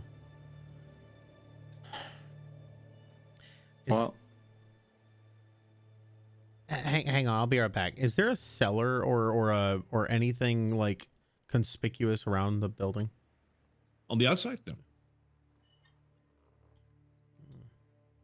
what about those exploding arrows? No, I'm just kidding. It's time to make a Be a cellar. great opportunity, guys. Yeah. Oh, we got to test them, right? We got a hypothesis. And thus you turn the skull and sword into the skulls and sword. The skull and rubble. I don't like this. Petro, what would you do if you thought a friend was in trouble? Oh, I would help them for sure. Yeah, but what if you didn't know what trouble it was? They're just gone. They're just missing. Oh, then I tried to find them.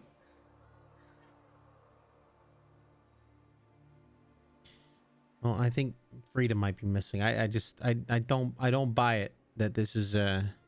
all Well, coincidence. where did Frida live? Did she live in the Skull and Sword? No, she didn't live there, but I mean, they practically did. They ran it from dusk till dawn. Or Okay, dawn but till like, dusk. where did they go to sleep? Do I think that is something that do you as Corey, you might know, actually. It will be this small house in the on the corner of the street. That's good thinking, Petro. We should check out their home. I'm an investigator. I'm gonna walk up and just first of all walk around, just see if anything looks out of place. It looks closed. The windows are closed and the door is closed. And knock on the door. I go up and knock on the. Yeah. I'll let Petro. Oh, well, knock, knock, knock. You knock on the door, and after a little while, the door opens. And Frida looks at you. Oh, hi, Corey. Big guy, Petro. Yeah. I remember you. You about gave me a heart You- attack, Frida. Why? What's wrong? I went by your store or your bar and there was some new guy claimed his name was Nunya, then claimed his name was Eric, running the place. Oh, Eric. Pretty sure.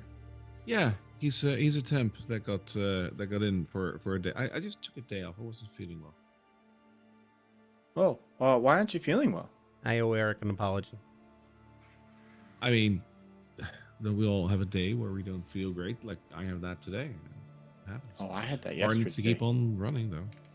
Yeah. Okay. All right, well, keep yourself safe. And he like pats her on the shoulder. That's all right, Corey. Yeah, there's Everything no one else okay? in this town I can trust. Nah, I just Okay. yeah, I don't know. We've been dealing with a lot of folks recently, and I got worried for you. I appreciate that, but no worries. I'm just here by my lonesome right now. It's all gonna be good. Frida, I know that you're not feeling well right now, but could you do me a favor after you do feel good? Sure. Oh, you know the bridge up by the river? Yeah. Oh, Corey built this great little fly trap under it. If once you're feeling better, maybe in a day or two, if you could just go and you could unscrew it on the top, and then you could just dump out all the crickets and flies that are in there. Hopefully most of them are dead by then. And then just screw it back. We'd really appreciate it. I don't know if I'm going to be able to get back here to feed Roger. Oh, Yeah, Sure. there is Yeah, I his can do that. his pet frog. He try not to, don't He's my best friend. don't okay. don't worry about it. No, I can do that. Oh, I Appreciate it, Frida. really appreciate it, Frida. And if I could ever make you potato stew, I would. And maybe I will. Oh, can I make you potato stew? Well, not right now. I'd like to go and rest a bit. Oh, okay. Yeah, Sorry. we'll Okay. let you be. Sorry about that. All right. No worries. You have a good day. Right. And as Frida closes the door again, you have something to consider. Apparently, not all is bad. Luckily, in the world of Drakkenheim. Oh my god, my heart. I really thought there was like an underground operation or like a base of operations for some evil corporation or man. organization or Recognize something. Anybody? Random new guy? It's God. just Turns fun out to we're do a that little every once in paranoid. a while. Yeah. Yeah. You were like about to start a bar fight, and I'm like, I what was are we about doing, to- guys? I was about to cut a You bloody were. path through that bar. That's why I stepped in. Yeah. Jeez. All right, Alrighty. sorry, that was tense. That was another good session. We will be back again next week with, I would imagine, a full session again, so 4 hours. But I hope that you enjoyed our session today. We'll see you again next week. And if not, then we hope to see you across all of our various channels, being YouTube, the various podcasts that we have, like Google Podcasts, Apple, Spotify, we're on as well nowadays. And also, if you haven't done so already, feel free to join our Discord. Link should be in the description in YouTube, and on Twitch it's also linked in the page. Feel free to come over there and ask and or share whatever you want about Drakkenheim or Dungeons and Dragons in general. We'd love to talk to you. We're also very active ourselves over there. So Tell us anything that we've forgotten, because we touched a lot of bases today, but like I always have this nagging doubt in my mind, like, oh god, there's threads we've forgotten. But yeah, you're always welcome to help remind us of what we did or didn't do. Feel free to join and talk with us. We'd love to have you. But beyond that, we'll see you again next week on Friday for more Dungeons and Dragons. Bye-bye now.